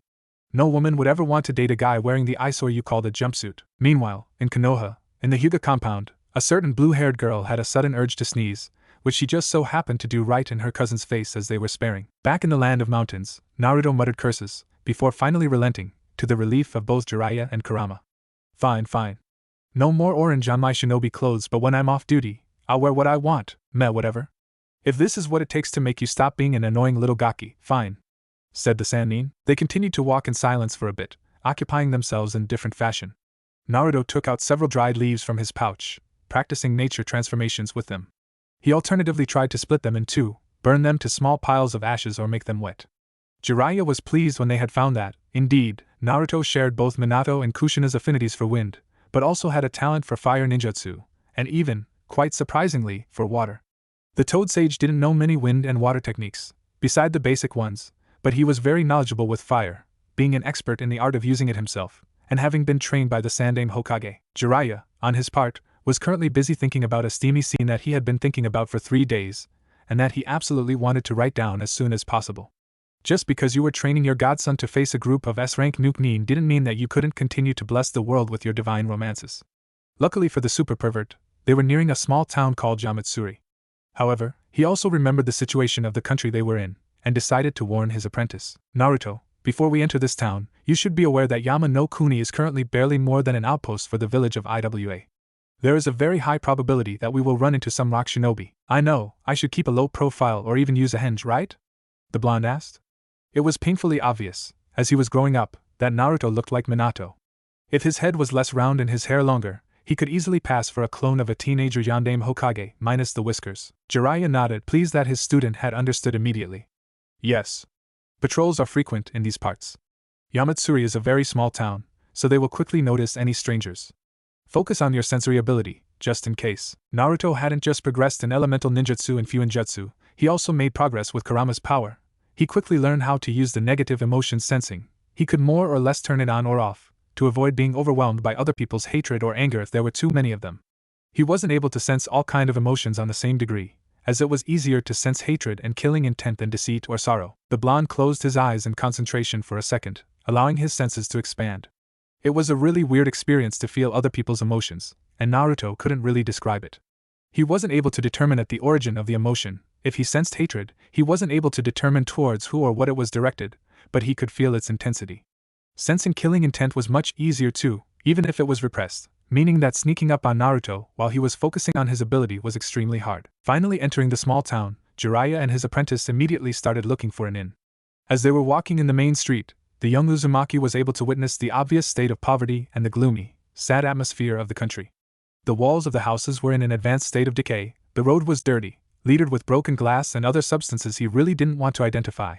Beggars were trying to keep the cold wind coming from the mountains away with their rags and torn blankets, and the few people outside were all looking down. It reminded Naruto of the land of waves before the island was freed from Gato.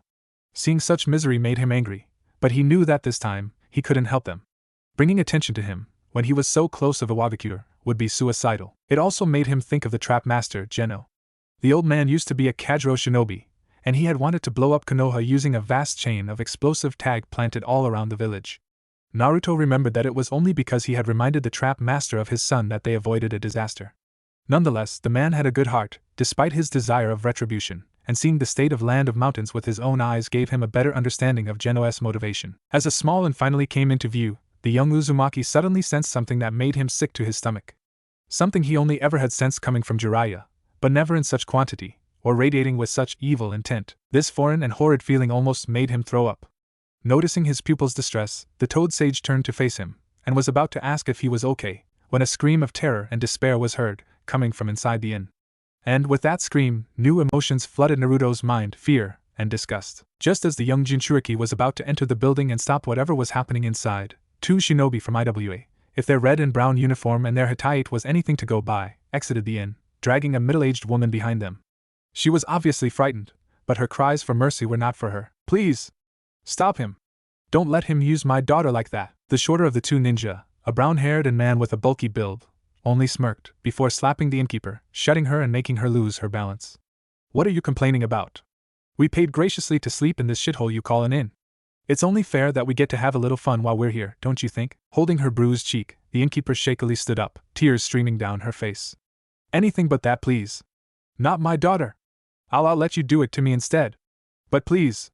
Not my kid." The other shinobi, a tall and slender man with dark red hair, laughed lecherously after hearing the woman's plight. "Hey, don't worry, you'll have your turn. You're quite well conserved for your age, you know. Maybe after our squad leader let us get our share of your daughter, we'll give you a good time too." "I ain't gonna wait any longer," protested the bulky ninja. Removing his belt, he started to approach the crying woman, when he suddenly noticed Jiraiya and Naruto staring at them. "Move along, you two. We're only getting our reward for patrolling around the pile of shit you call a country." The Sannin was enraged. He may have been a womanizer and a shameless pervert, but he still, somewhat, respected women. If there was one thing in this world that he hated, it was rapists. And the intentions of those IWA shinobi were pretty clear. He was about to jump in defense of the innkeeper, before he was stopped dead in his tracks. Jiraiya, along with the two ninja, were suddenly hit by the thickest killing intent they ever felt. The Toad Sage immediately where it was coming from, but before he could react, his godson vanished in a red blur. Naruto had never felt so angry. He could feel his insides burning with a mixture of rage and hatred. Growing up shunned by a whole village gave the young Uzumaki a strong dislike for injustice and bullies. He could not tolerate people who harmed others for their own amusement or gain, and what he was seeing and sensing was on a whole other level than what he ever encountered in his short ninja career. Naruto had almost no experience in all matters of a sexual nature. Considering who was training him, it was quite a feat, but even him could understand what was going on. And he would be damned if let that happen. He was too angry to notice the chakra shroud forming on his own, with 9 tails wildly whipping the air behind him. Before Jiraiya could stop him, he used a short-range body flicker to appear right in front of the bulky IWA nin. And before he or his companion could react, Naruto used one of the wind jutsu he had created. Stretching out his right arm, already coated with a wild mass of chakra, he swiftly swept it at his target, roaring the name of his technique with an altered voice. Beast Wave Palm. The bulky IWA shinobi was too slow to react, and the wave of wind chakra bisected him neatly, showering Naruto, the innkeeper, and the other IWA nin with blood. The would-be rapist, seeing his teammate killed in such a gruesome way, quickly went through a series of hand signs before the furious Jinchuriki could tear him apart too. Earth-style, mud wall. Naruto rushed towards the remaining shinobi, but before he could reach him, a wall made out of damp dirt emerged from the ground, stopping him in his momentum.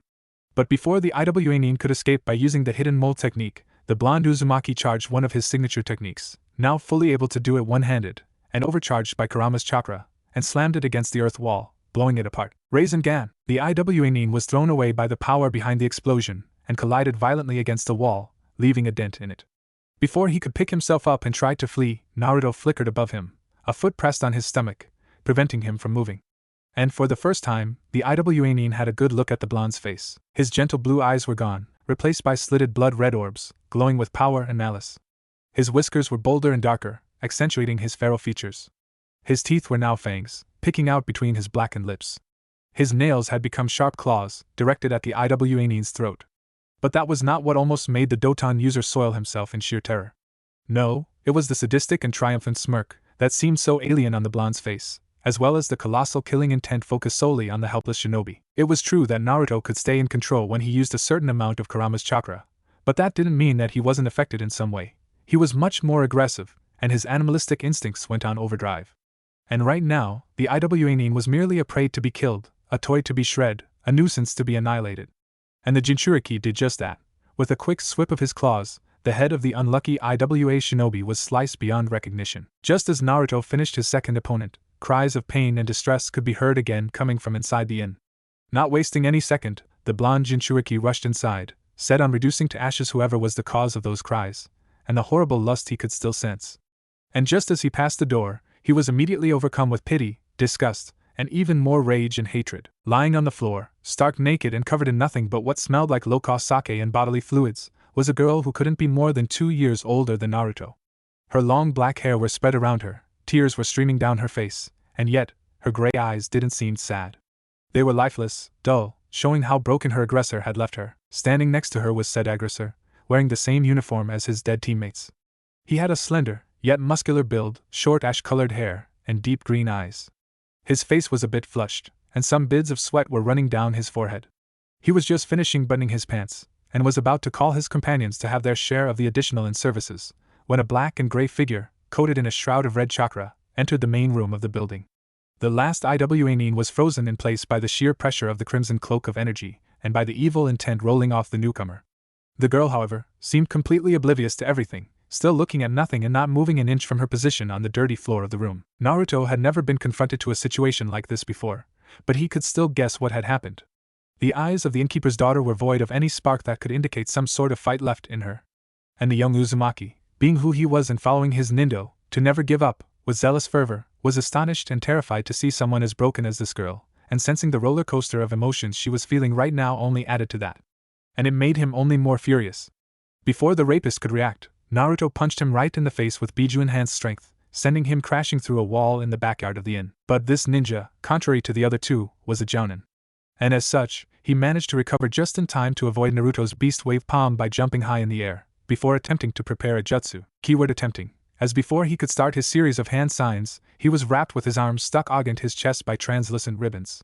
He took a look behind his back and saw that he had been caught by a flying woman, wearing ceremonial robes and a kitsune mask, and that the ribbons he was tied with were connected to her arms. The woman swung her hands downwards, causing the trapped IWA nin to be propulsed towards the ground.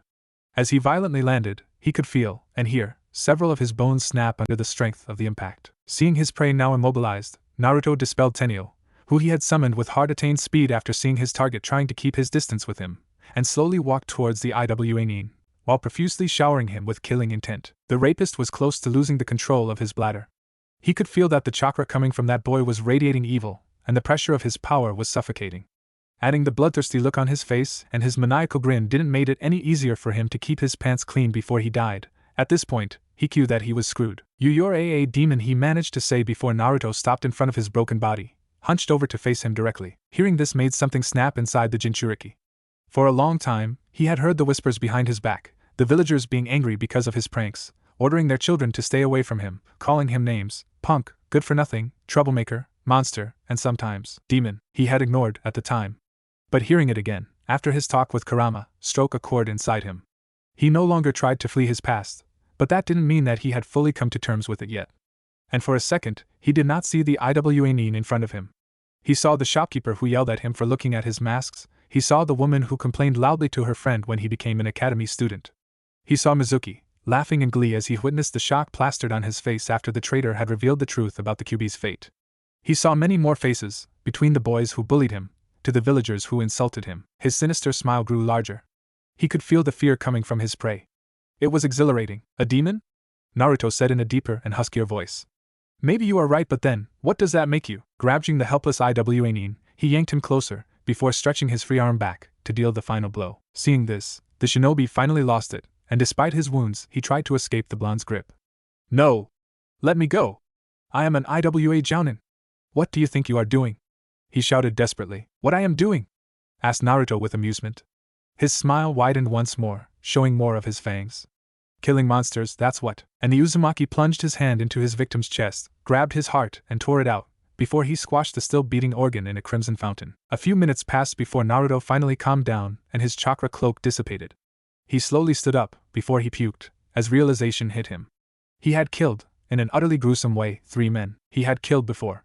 Back when Sasuke was still a member of Team 7, during their mission to protect the actress Fujike's Yuki, who was in reality the princess in exile Kazuhana Koyuki, Naruto had defeated in battle the tyrannic ruler of the Land of Snow, Kazuhana Doto. His Rasengan had sent the rogue daimyo into one of the generators of the chakra-powered mechanism that transformed the icy country into the beautiful land of spring. It had been clean. Nobody had found Doto's corpse after that. Here, he had the horrible proofs of what he had just done all around him. The blood on the ground, on his hand, the stench of the vital fluid and of the Iwa Nin's clothes soiled right as they faced death, the destroyed wall of the inn. The adrenaline still overflowing his body, he shakily walked away from the corpse of the rapist, feeling numb. He barely felt it when he tripped over a small stone, and he barely felt Jiraiya's arms when the Sannin caught him before he fell face first in the dirt. The Toad Sage looked at his godson's face, a canvas of shock and horrification. He expected it. Nobody could brush witnessing such a cruel act as rape and brutally killing 3 men away like that. Apart from Orochimaru, but now was not the time to think about him. Jiraiya led Naruto towards a worn-out public bench, unaware of the discussion currently taking place inside the blonde's mind. I killed them, he thought, over and over again, but that was not what disgusted him the most, and I enjoyed it. He was a ninja, and as a ninja, he was expected to kill one day, either in order to defend himself, or to eliminate a target assigned by his Hokage. But truth be told, Naruto always had a sort of chivalrous view of the ninja world, shinobi fighting in the open, face to face, to defend their home and protecting their precious people. Of course, it didn't help that he idolized the Yondaime Hokage, who was praised as a war hero, a most noble and generous soul and a model for every aspiring shinobi. His perception had been disturbed for the first time during his mission in the Land of Waves. It was the first time that Naruto was confronted with the fact that shinobi were often perceived as tools, and that some of them accepted it without protesting. Of course, he had rejected this concept vehemently, but it still made him think. But now what he had seen in this inn had shook him to his core. Naruto may have grown up nicely as a shinobi, but he was still, deep down, an innocent boy. He had never been confronted to such a selfish and cruel act before. And his negative emotion sensing only made it worse. The unbridled lust of the Iwa Nin had horrified him. This is one of the many reasons why I hate humanity, suddenly said Kurama. Your kind has many quirks, but one of the worst is your lust. Whether it is for flesh, money, or power, lust will always lead to hurt others in the way of what you crave. You just saw it. This girl is broken. This man used her as a way to satiate himself, and then he just discarded her. This Gato person that you met during the mission where you first used my power, he brought a country to his knees just to make himself wealthier. Madara killed your parents, and many more, to capture me. Kurama's voice was filled with disgust, and it was the first time that he ever explained where the roots of his hatred came from to Naruto. And the blonde, who originally had thought that it originated from the fact that he had been sealed away, felt like he started to understand the fox, if only a bit. Humans are selfish. Nothing counts but their goals. And they rarely for what they got. They often want more. And it begins anew. You did good by killing those 3. At least, they won't hurt anybody anymore. But I shouldn't have. I shouldn't have enjoyed it. I am human too. I shouldn't have enjoyed killing. Naruto screamed internally. Why not? You said it yourself, didn't you? You killed monsters, not humans. And I agree with you. The first and only human being I ever met was the Rikudo Sannin. He dreamed of peace and harmony. The rest of you are just warmongers, only after your own safety. After the Sage of the Six Paths died, wherever I went, I could feel hatred and anger. War was everywhere. You killed each other for petty quarrels. And even the peace brought by the Senju and Uchiha clans when they came with the hidden villages system was only based on the enslavement of me and my brethren. Kurama retorted. Naruto was trying to ignore what the fox was saying, but he had a point. He couldn't deny what he had just said. And he was starting to doubt. Was humanity truly that far gone? Were they all just monsters? Your kind calls us demon, because we are gifted with incredible power, and because we destroy everything we come across, while we are only defending our freedom, continued the Biju. But after everything I witnessed in my long life, I'd rather be a demon than a human. The blonde didn't have anything to respond, and even if he did, he wouldn't have been able to, as he was suddenly felt a light tap on his cheek. He looked up to meet the concerned eyes of his godfather. I don't know what the fox is telling you, Gaki, but you shouldn't listen to him, Jiraiya said. How did you know? You always have that funny look when you are talking to the QB in your mind. And on top of that, you looked pretty distressed. The Toad Sage sat down next to his apprentice, and put a comforting hand on his shoulder. You can talk to me, Naruto. Killing is never an easy thing to do. A pained and fearful expression formed on the Uzumaki's face. But it was. It was easy. I think I liked it. The Sannin shook his head. You weren't really yourself. When you use the QB's chakra, you are always influenced by it, even if you keep control. Moving his hand, Jiraiya started to ruffle Naruto's hand. He had noticed that doing this always seemed to lift the boy's spirit. You did the right thing by defending these two women, Naruto. Sometimes, killing is all we have left when we need to defend someone. Besides, if it was one of your friends in there, would you regret what you did? Just thinking about it made the blonde sick and furious. Imagining Sakura, Hinata, Ino or Tenten like that, looking so broken, was enough to make Kurama's chakra starting to ooze out from his body. Yeah, that's what I thought, said Jiraiya. You know, Gaki, in the spur of the moment, killing might seem easy. Adrenaline can dull your feelings in the middle of a fight. But it's dealing with it after the act is done that can be hard. You are questioning yourself right now. It's normal. If you weren't, then I'd be worried. The young Uzumaki let his master's words sink in for a bit. It was comforting, but what Kurama said was still nagging at him. The fox, he said that humans are monsters, Naruto whispered, but Jiraiya still managed to hear it. He isn't entirely wrong. It is true that there are people who abuse their powers to hurt others like you just saw. The Sannin started, and it's those abuse that stand out the most. And sometimes even I doubt that true peace will ever exist one day whenever I come across people like those Iwanin. This came as a shock to Naruto.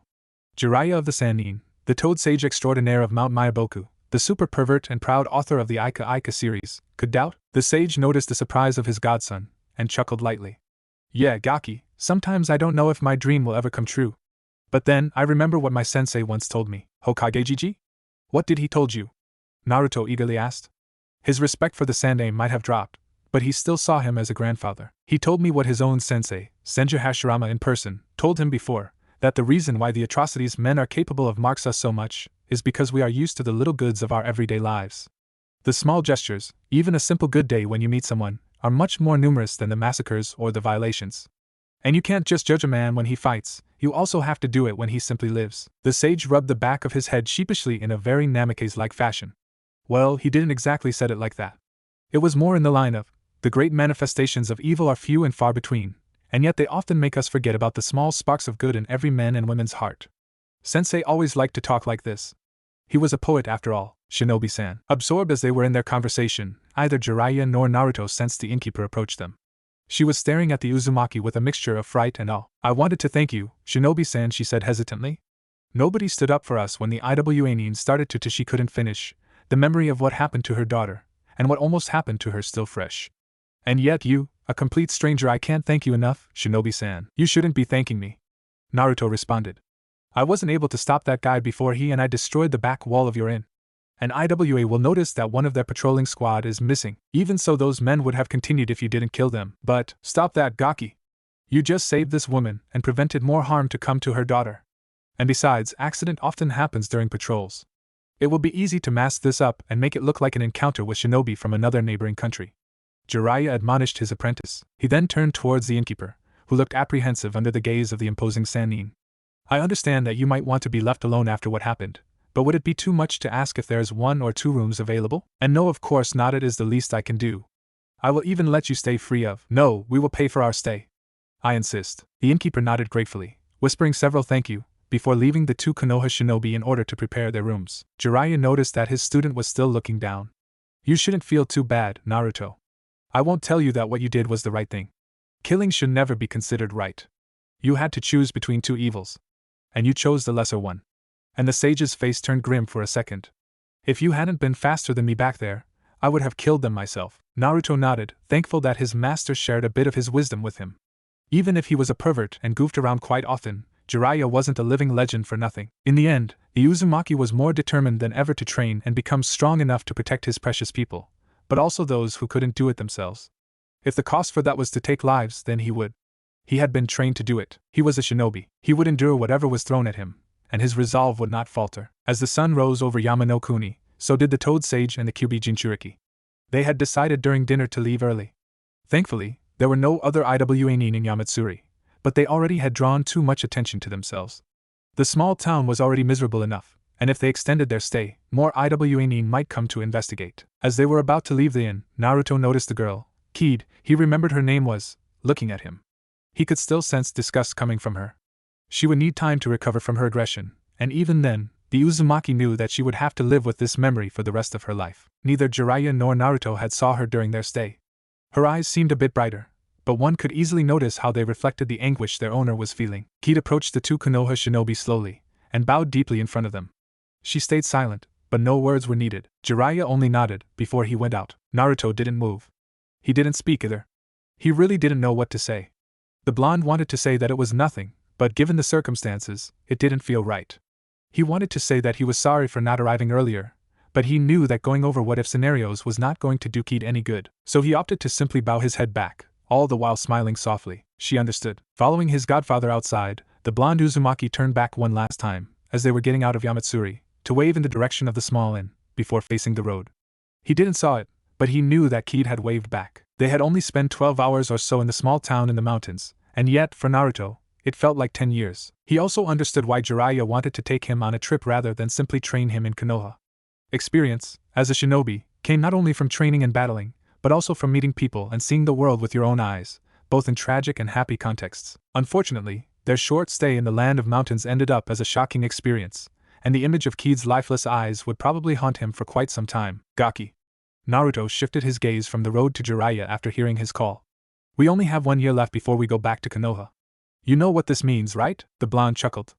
If the Toad Sage wanted to scare him, he would have to do better than that. Yeah, I know. More training. And you want to know how I respond to that? Bring it on, Ero-sennin. Smirking, Jiraiya smacked Naruto's back. You better believe it, I'll bring it, Gaki. And the two of them continued to walk towards the rising sun, happy to be with each other on the road, excited for the intense sparring sessions that were to come, and impatient to eventually go back home. The sun was shining brightly over the hidden village of Konoha during this beautiful and peaceful summer day. A soft breeze was blowing, cooling the two shinobi on guard duty at the main gate of the village. Even though they were used to watch over the flow of people leaving and entering Konoha, Hagane Kotetsu and Kamizuki Izumo were still bored out of their mind. Nothing really exciting had happened in Konoha in months, since the end of the first stage of the last Chunin exams, and now the two ninja were just sitting there, struggling to keep themselves awake. Even Izumo, who usually was the most serious and the voice of reason of the duo, was considering a nap. It's not like anything was going to happen today, right? As if to answer his silent question, Kotetsu nudged him, pointing towards the road. Hey Izumo, is that who I think it is? Looking at the direction his partner was indicating, Izumo noticed the two shinobi who were about to enter Konoha. One was easily identified as Jiraiya, and he could only guess that the other one was Naruto. Both guards were surprised at the blonde's appearance. Gone was the orange-wearing midget. In his place was a tall young man, wearing a black long-sleeved jacket, a burnt orange shirt. He finally managed to squeeze some orange in his outfit, as long as it wasn't as flashy as his old clothes, gray pants and black shinobi boots. His outfit was completed by a red short-sleeved coat decorated with a black flame pattern. Beside his new outfit, Izumo and Kotetsu were surprised by how mature he looked. A single glance in his direction would tell you that this wasn't the loudmouth brat from 2.5 years ago. It was obvious he grew both as a man and a ninja. The two returning shinobi stepped through the gate, casually waving at the two Chunin, as if they only had been gone for a few days. Impatient to see his home, Naruto ran off, leaving a chuckling Jiraiya behind, and jumped high enough to land on a nearby pole. He was happy to be back. At first glance, nothing seemed to have really changed in Konoha. The damage inflicted during Oto and Suna conjoint invasion had been repaired, and the only other noticeable change was the fifth face carved in the Hokage monument. So they added Bachan's mug up there, huh? Said Naruto, smiling softly. Naruto, you know that we need to report to Tsunadeheim, right? Called Jiraiya from the street below. The blonde did not answer right away. Instead, he let his eyes linger for a moment on a particular place. The sage, noticing that his student looked deep in thought, followed his gaze. Finally understanding where Naruto was looking at, he sighed, before waving at him. Fine Gaki, I'll go on ahead. Don't take too long, but say hi for me, alright? Thanks, Ero Sennin.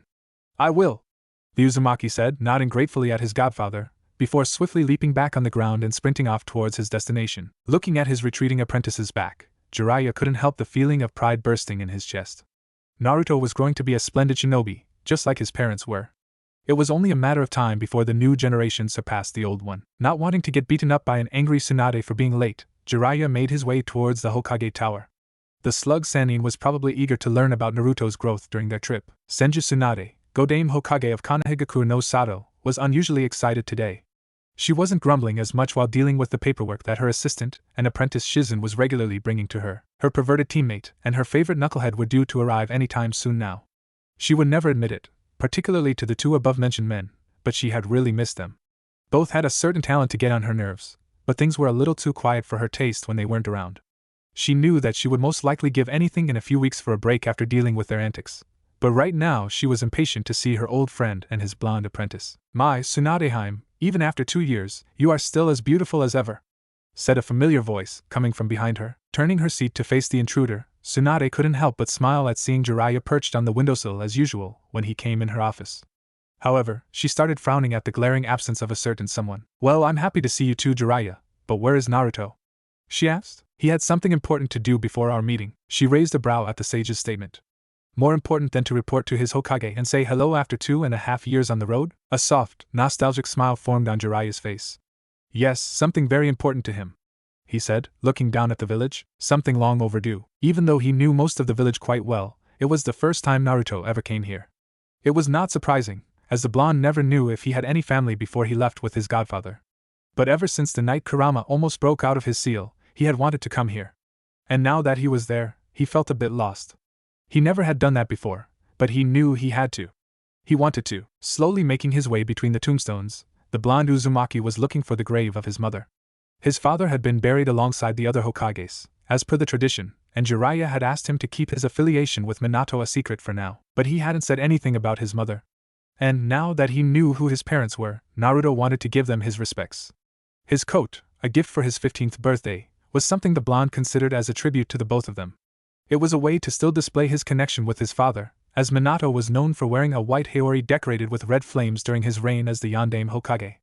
Its red color was of a similar shade as Kushina's fiery hair, which Naruto had found really beautiful. Eventually, he found his mother's gravestone. He felt weird. He had met her, in his mindscape, and even though she had only been a chakra imprint, she seemed so alive. He still remembered how it felt to be hugged. He had never felt so safe before, or so loved, and now, seeing her cold and silent grave, he couldn't help but feeling a dull ache in his chest. And yet, it was a proof that it was real, it wasn't a dream. He did have parents who loved him very much, who sacrificed themselves so he could live. Kneeling, Naruto caressed the name engraved in the stone, fully reassuring himself that Uzumaki Kushina had indeed existed. Hello, Mom. It's been a while, hasn't it? He said softly. I became pretty strong training with Ero Sennin, you know? And it's thanks to you and Dad. The old fart put me through hell, but I wasn't about to give up. I have to make you proud. Believe it. Oh, before I forget, the pervert says hi too. And with that, Naruto continued to talk about everything and nothing, how he was doing, a dream he had, the things he saw during the trip. Even though he was aware that his parents knew about his life, as they had read through his memories, he still talked about his childhood, how he skipped class, his pranks, his missions with Team 7. It just felt right to him.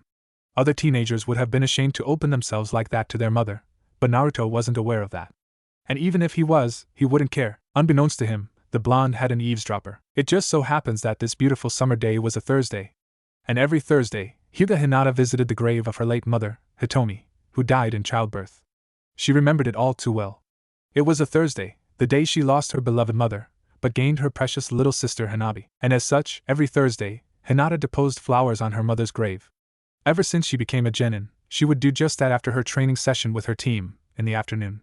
At this time, the Konoha cemetery was usually quiet, and very often she would be the only living soul present between the tombstones. As she was on her way to visit her mother's grave, the brunette noticed that today, she would not be alone in the cemetery.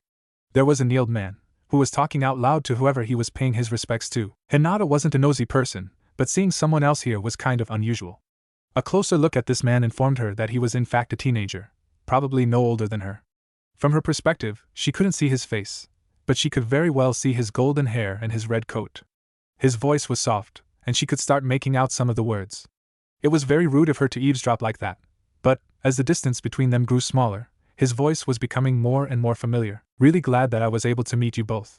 Sometimes, even though it's been more than 2 years now, I still ask myself if it was not a dream. Yes, Hinata definitely knew that voice. She was starting to blush furiously, like she hadn't since he left on his training trip. Could it be him?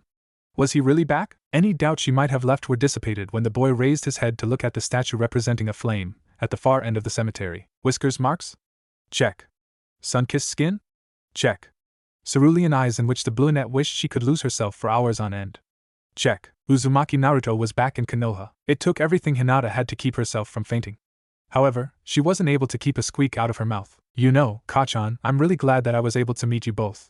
Sometimes, even though it's been more than 2 years now, I still ask myself if it was not a dream. Raising his head to look at the sculpture of a crimson flame on the other side of the cemetery, Naruto closed his hand and put it over his heart. I promise you both that I will protect the village with everything I have. I will use Kurama's power to bring peace, and I will stop Madara. Believe it! It was at this moment that the blonde Uzumaki heard a squeaking sound coming from somewhere behind him. Turning, he noticed that he was no longer the only visitor inside the cemetery. It took him only a few seconds to recognize the girl. Her pearly eyes, her pale skin, her flushed cheeks, her midnight blue hair. Oh, Hinata! I didn't see you there. I was a bit caught in my thoughts. Naruto greeted the Hyuga girl sheepishly. Hello Naruto-kun. She stuttered softly, silently cursing herself. She had worked so hard on her shyness, and yet here she was, a flushing mess again. But she could not help it. Hinata was not someone to judge or appreciate a person by his looks alone.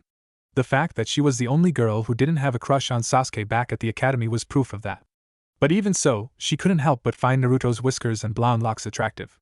If somebody had asked her to describe him physically with one word, she would have answered cute, if she hadn't fainted out of embarrassment. But right now, Hinata couldn't help but find the Uzumaki handsome.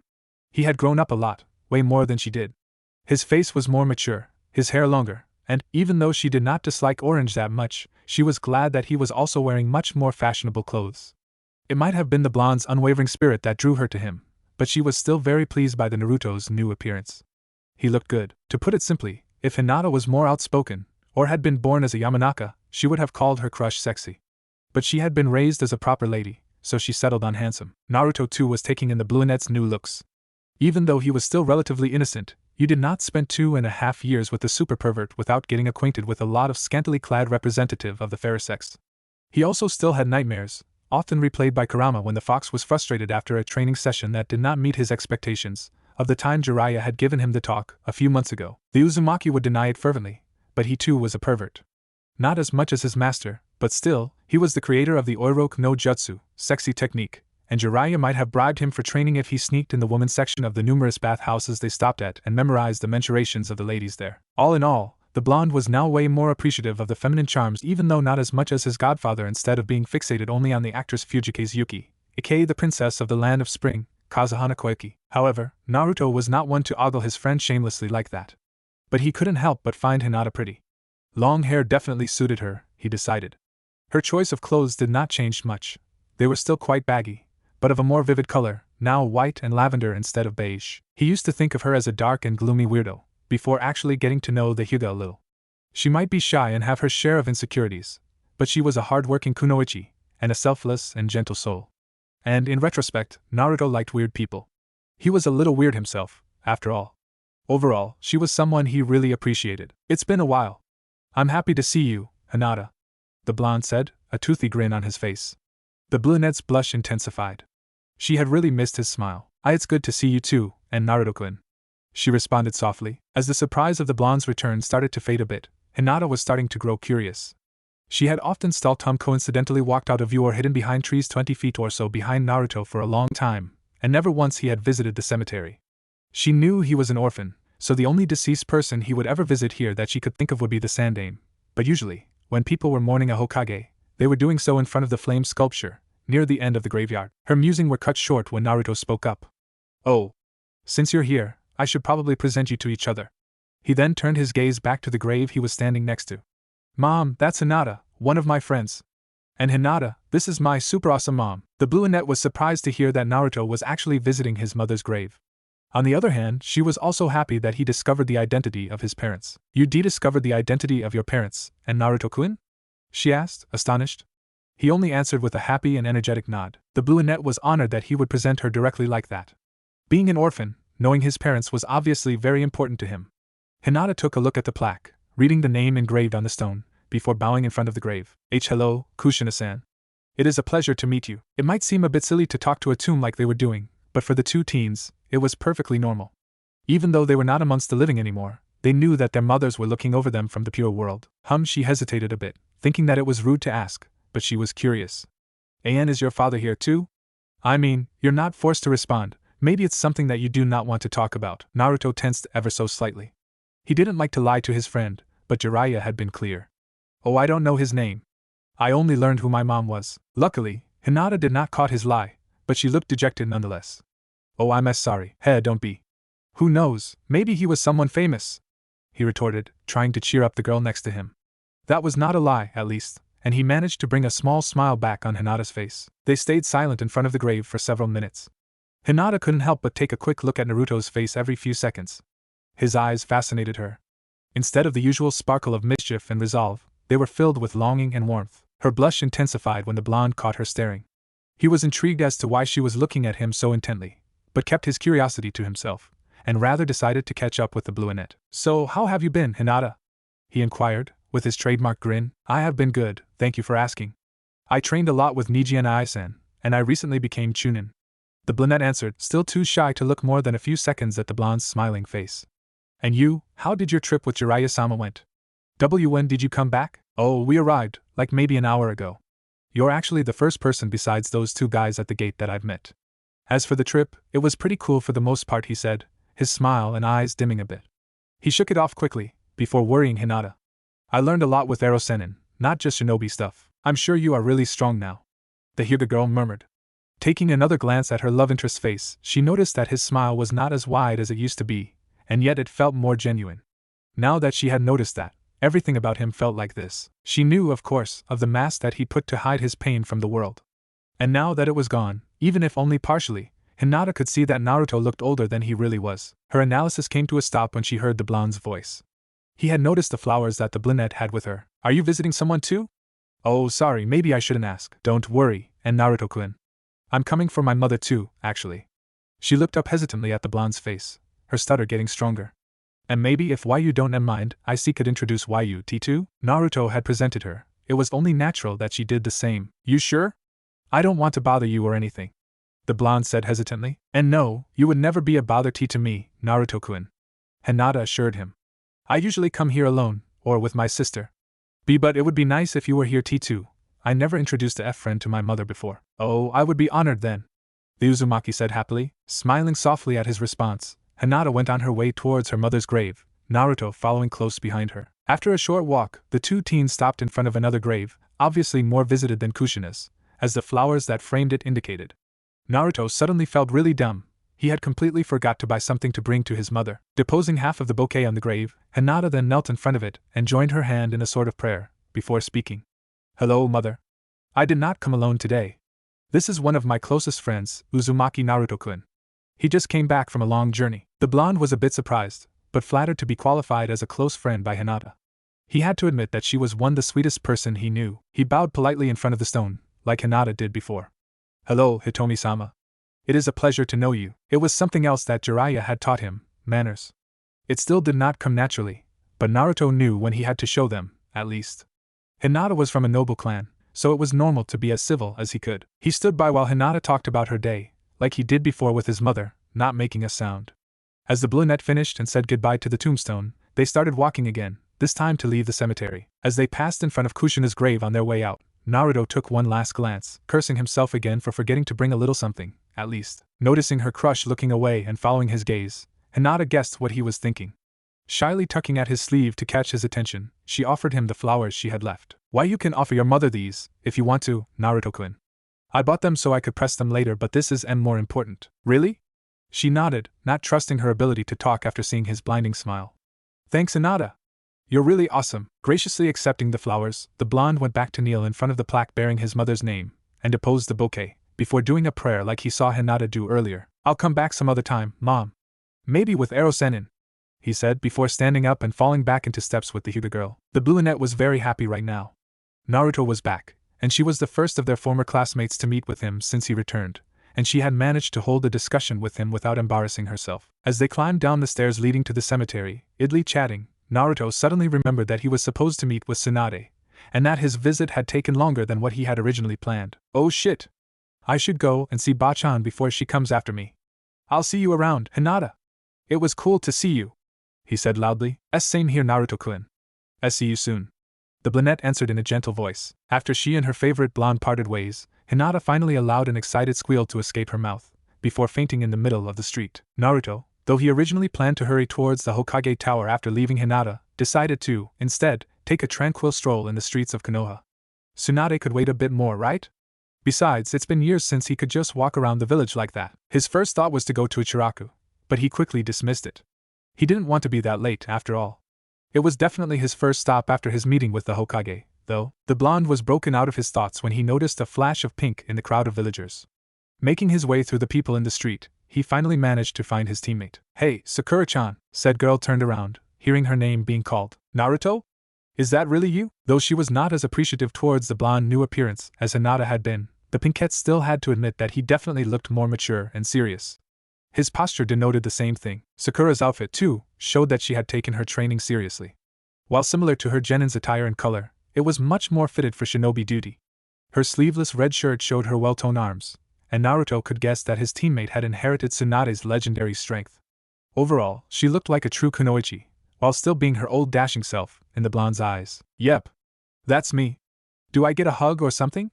He asked jokingly, opening his arms like he wanted to embrace his teammate. You wish. Sakura answered playfully. So, when did you arrive, Naruto? I think I saw Jiraiya-sama earlier, but you were not with him. Yeah, I had something to do before meeting with Bachan, he said, his voice becoming a bit softer. Really? Something more important than a briefing with the Hokage? Don't tell me you stuffed yourself silly with ramen or I was visiting my mom's grave. Whatever Sakura was about to say died in her throat upon hearing that. Why your mom's grave? But I thought you were an orphan, she said loudly. Well, I still have to come from somewhere, you know? Naruto retorted, slightly annoyed. She flinched a bit at his response. She hadn't meant to sound so harsh. I'm sorry, Naruto. It's just I didn't expect you to say something like that. I'm really happy that you discovered your mother's identity, though. I'm so sorry since she's waving dismissively to indicate that it was no big deal. Naruto quickly reassured her. Hey, don't worry, Sakura-chan. Even Hinata sounded surprised. You've met Hinata already? The blonde nodded. Yep, she was visiting her mother too. I was a bit surprised when I saw her. She has changed quite a bit. Sakura quirked an eyebrow, surprised that Naruto had actually noticed the Hyuga's growth. It was not a secret that she had trained a lot during the past 2 years, in order to impress the Uzumaki. Sakura herself had helped her, along with Ino, to improve her self-confidence. They even tried to get her to wear more revealing clothes, but the brunette had refused, still too shy to show as much skin as the Yamanaka did. You're right, Sakura agreed, but she is not the only one you know. Don't you think I look more professional, or perhaps womanly to you? Taking another glance at his teammate, Naruto thought carefully of his answer. Jiraiya had told him something about women and compliment, but it was kind of hazy. He had been more focused on training with Kurama's chakra at the time. You look great, Sakura-chan, he said, a bit hesitant. Hopefully, his answer would please the pinkette. He was relieved when he noticed the small blush on the pinkette's cheeks. Thank you, Naruto. You look pretty good yourself. Finally dumped the jumpsuit, huh? Man, what was wrong with my jumpsuit?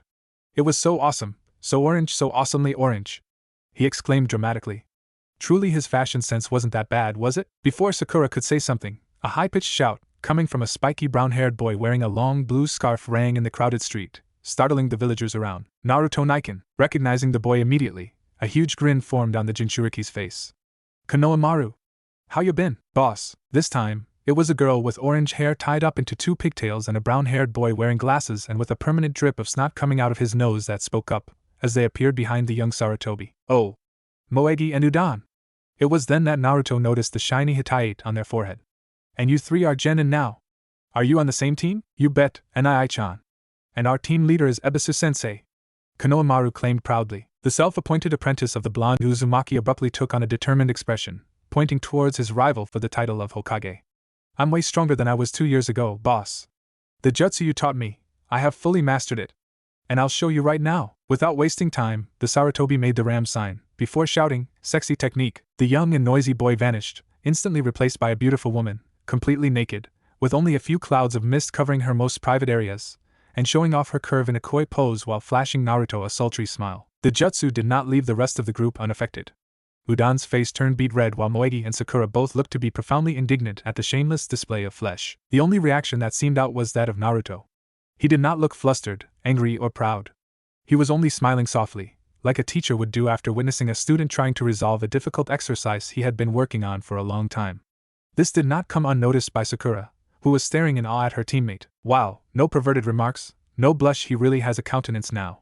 He really did mature, it's not just an act, she thought, happy and somewhat relieved to witness Naruto's growth for herself. Konohamaru dispelled his jutsu, looking to be disappointed.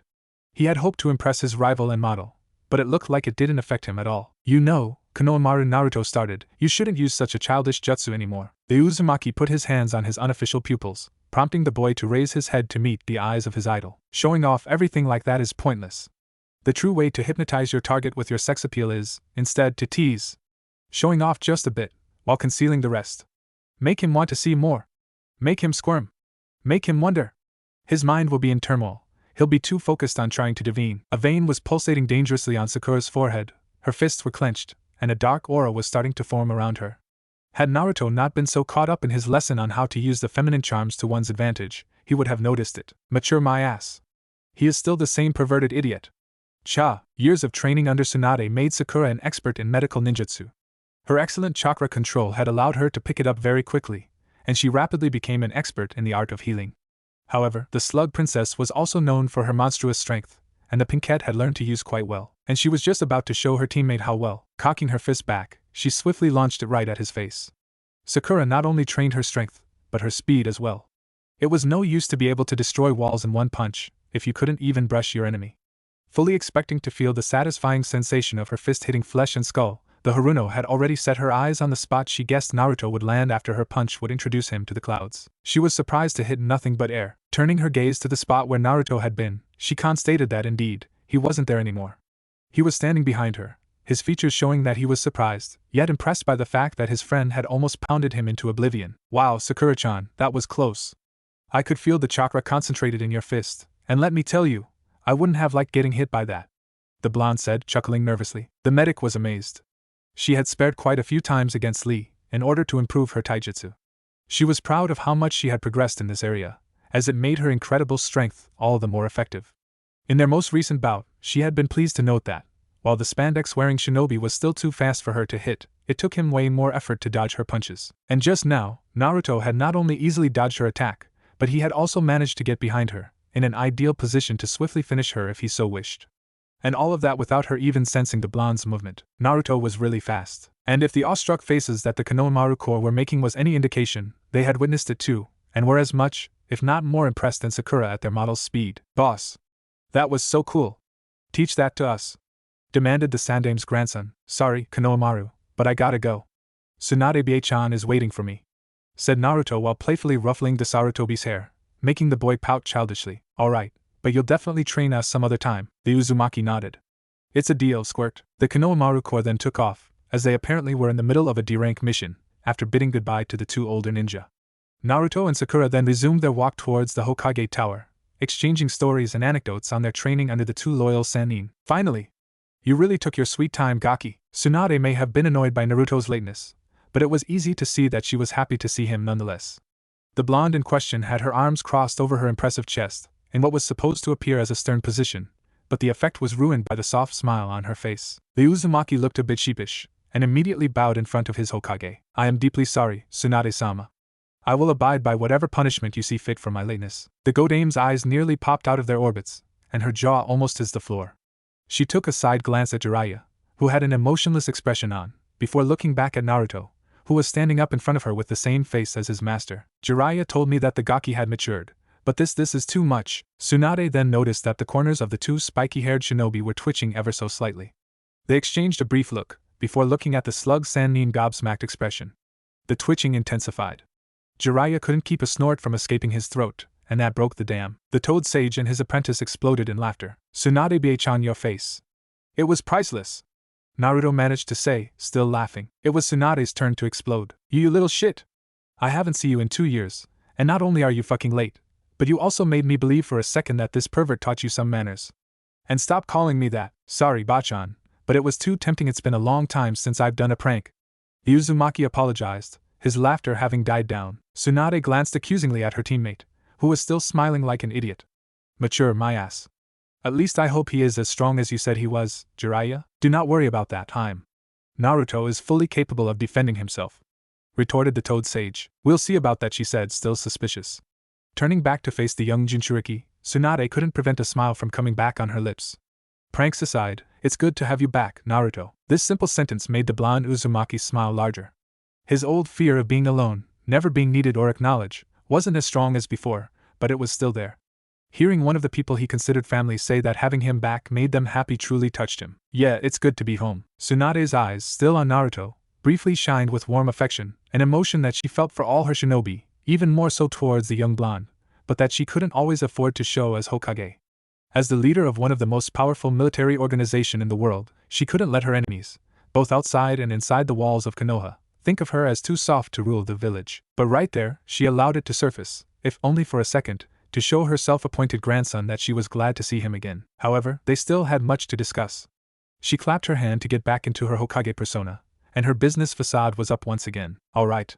Jiraiya already gave me a somewhat detailed report, since you took your time to come here. I am aware of the accident, she said carefully, eyeing her second apprentice. Sakura hadn't said anything since she had entered Tsunade's office with Naruto, as the Pinkette knew that the two had a close relationship, and didn't want to interrupt them. And of everything we learned from it, as well as your special condition with our newest friend. She intently gazed at Naruto's stomach after this statement. Well, if Ero-sennin already debriefed you, I don't have much to add. I am not very good with reports, you know, said the Uzumaki. We still have some things to discuss.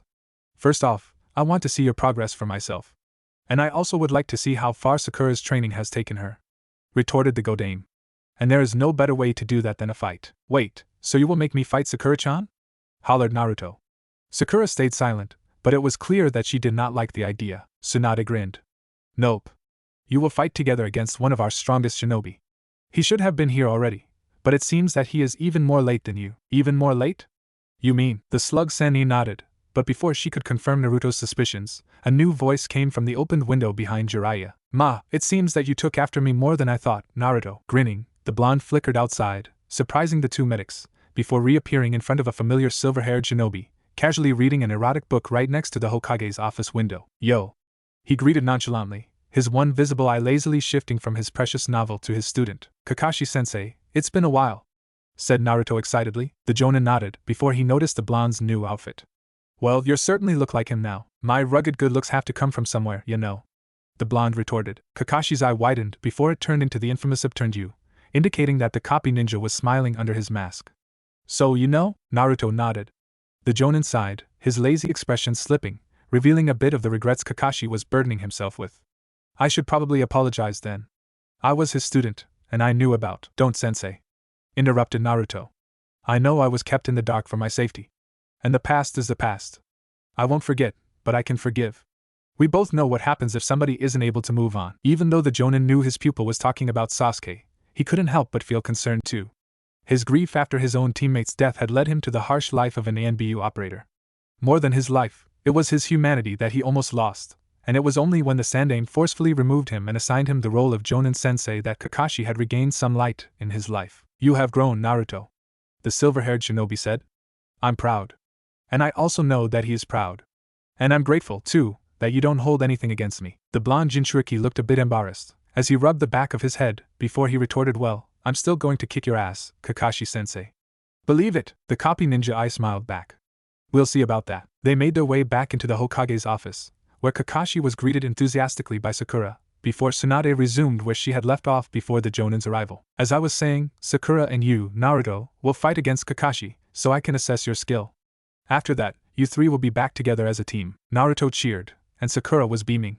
Even though their Uchiha comrade was still missing, the fact that Team 7 would be back on track soon was the first step to going back to the good old days. Your test will take place tomorrow morning, at Training Ground 7. Tsunade continued. Me, Jiraiya, and Shizen will observe you both. Hold on, Bachan. Could it be possible that the rest of our classmates and Team Guy assist the fight too? Naruto asked. The Hokage frowned. Why? You want to show off to your friends? This is about evaluating you, Gaki. Not for you to brag in front of everyone, I know. But it's very important. Naruto so soon? I thought you wanted to wait for a bit before. Yes, Ero-sennin, said the blonde, looking at his godfather with a determined expression. Turning back to Tsunade, his determination not faltering, he placed a hand on his stomach. I want to tell them. Tsunade's eyes almost popped out again. Are you sure? I know it is a sensitive subject to you, but yes, I'm sure. Soon enough, I'll have to fight the Akatsuki. I know that I can't do it alone. I will need my friends by my side. And I won't let them fight without knowing why they are truly risking their lives, so that's why I'd like them to be here tomorrow. I want to show them that I am in control. And having you, Ero-sennin and Kakashi-sensei around would make it easier. The Godame knew that he wouldn't budge. He was an Uzumaki, and the Uzumaki were the most stubborn, hot-headed people you would ever meet. His reasons were noble, too. Naruto did not want his friends to fight for him without knowing about his tenant. And sooner or later, his Jinchuriki status would be known. Now that he had a certain amount of control over the Kyuubi's power, he was bound to use it. It was better that Naruto informed his comrades himself. Fine, I'll send a word to Kurenai, Asuma and Guy. Naruto's smile returned. Thanks, Bachan. He sensed his teammate confusion, and sure enough, Sakura looked perplexed. I'll explain everything tomorrow, Sakura-chan.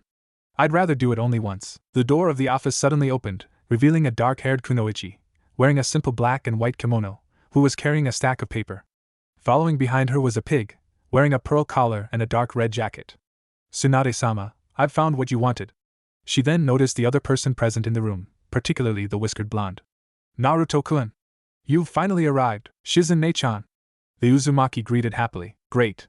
That was the second thing I wanted to talk about with you, Naruto. Tsunade sat on her chair, taking a document out of the stack brought in by Shizen, and placed it on her desk, so the Uzumaki could read it. What you are reading now is an account of the possession of one Uzumaki Kushina. Besides the more mundane items, it includes several sealing scrolls, a sword, and a good amount of money, worth several years of a jonin salary. And now it's yours. Awestruck, Naruto was looking at the paper like it was some sort of relic. It's my. Tsunade nodded. Yes, this is your inheritance. A lone tear made its way down the blonde's cheek. It was one thing to know that you had parents when you were an orphan. It was another to actually have something that linked you to them physically beside your blood. Thank you, Tsunade-chan. Shizune-chan, thank you so much. To see Naruto in such an emotional state was a rare sight. Tsunade had to refrain from standing up and hug the blonde. Shizen had no such qualms. Even Taunton nudged the Uzumaki's feet affectionately. Sakura, Kakashi and Jiraiya settled for a comforting hand on his shoulder or his back. Oh, and I have something for you too, the Toad Sage spoke up, earning a curious and eager look from his apprentice. Well, it's more like a proposition. I know that you have your own apartment, but I have my own, too, and it's pretty big. Way too big for me, actually. You already had to put up with me for the last 2 years and a half, but if you want, you could move in with me. Naruto was really starting to think that he was dreaming. First, he was offered his late mother's belongings, and now, somebody wanted him to live with them. I would love to, Ero-sennin. Jiraiya grinned, and ruffled his godson's hair.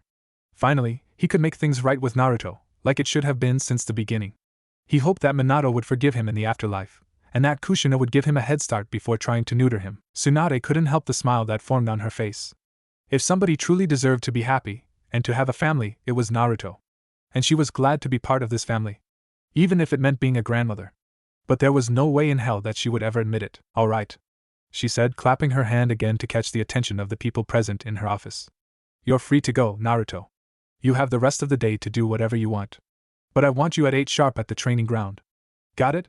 The blonde nodded and gave her a thumbs up. The Hokage then turned her eyes on the copy ninja. And you as well, Kakashi.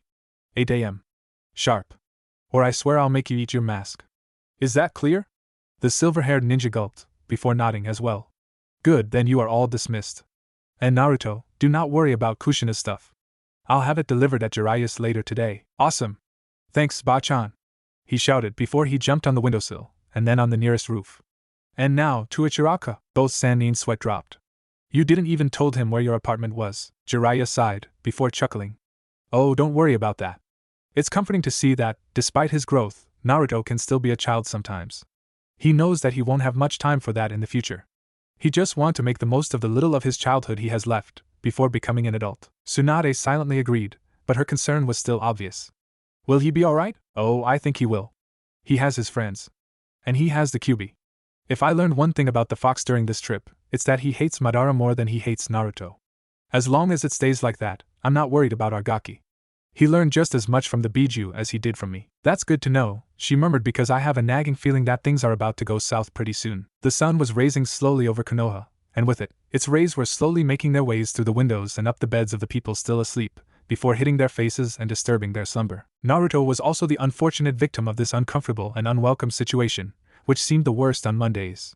Luckily for the blonde, or tragically, if you are a member of the Nara clan, he had been forced to wake up very early by Jiraiya during their training. To start the day along with the sun was actually a luxury he had been deprived of for 2 years. As the Uzumaki opened his eyes, the fog that was shrouding his memories of the previous day faded away. He had nearly cried after slurping down 5 bowls of Ichiraku ramen. He had missed it dearly when he was on the road. He didn't even had to pay, since the chief and his daughter, Tuchi and Iam, were extremely happy to have their best customer back. Then Iruka had arrived, and the two had celebrated their reunion with even more service of the noodly dish. He then had made his way towards his old apartment, before remembering that Jiraiya had offered him to stay with him. He had still entered, and had been shocked, and a bit grossed out, by the thick layer of dust covering pretty much everything. A few kage bunshin and some low-powered wind jutsu made the cleaning a quick affair. He hadn't stayed for long, just the time needed to take a few of his most precious possessions: the picture of Team 7, taken just after the bell test, a spare of his old jumpsuit, that Kurama quickly forbade him to wear, his nightcap, and his old goggles. Naruto then wandered around Konoha, half going wherever his feet led him, half searching for his godfather's apartment. After an hour and a half, he decided to just go back and ask Tsunade. He had expected the place to be a total mess, or even to find 1 or 2 interviewee, as Jiraiya liked to call his usual female companionship. But to his surprise, the Toad Sage's apartment was actually a clean and rather elegant, despite the fact that it was obviously rarely used. The decoration was rather traditional, but nothing overly fancy. There were 5 rooms in total, a huge living room, where the kitchen was also located, 2 bedrooms, 1 bathroom, and a private office. Naruto had gone straight to bed because he wanted to be at his best for the test against Kakashi, but he also wanted to prepare himself mentally for his upcoming revelation. His status as a Jinchuriki was still unknown by the younger generation of Konoha shinobi. The Sandame's law was still in effect, but he didn't want to keep it hidden anymore. He had already stated his reasons to Tsunade. It didn't mean that Naruto wasn't scared. He was deeply afraid of losing the friends he had worked so hard to make.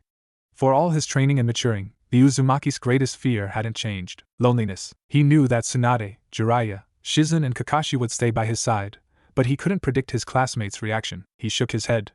Now was not the time to be nervous. He had to do it, if not for him, at least for his friends. The smell of cooking fortunately brought Naruto out of his less than pleasant thoughts. He would have to muse later on. First and foremost, he had an empty stomach to fill. He went to the bathroom to take a quick shower, and then followed the smell. Jiraiya's kitchen was spacious, and better equipped than the Uzumaki's former one. The Toad Sage was a decent cook, if not a lazy one.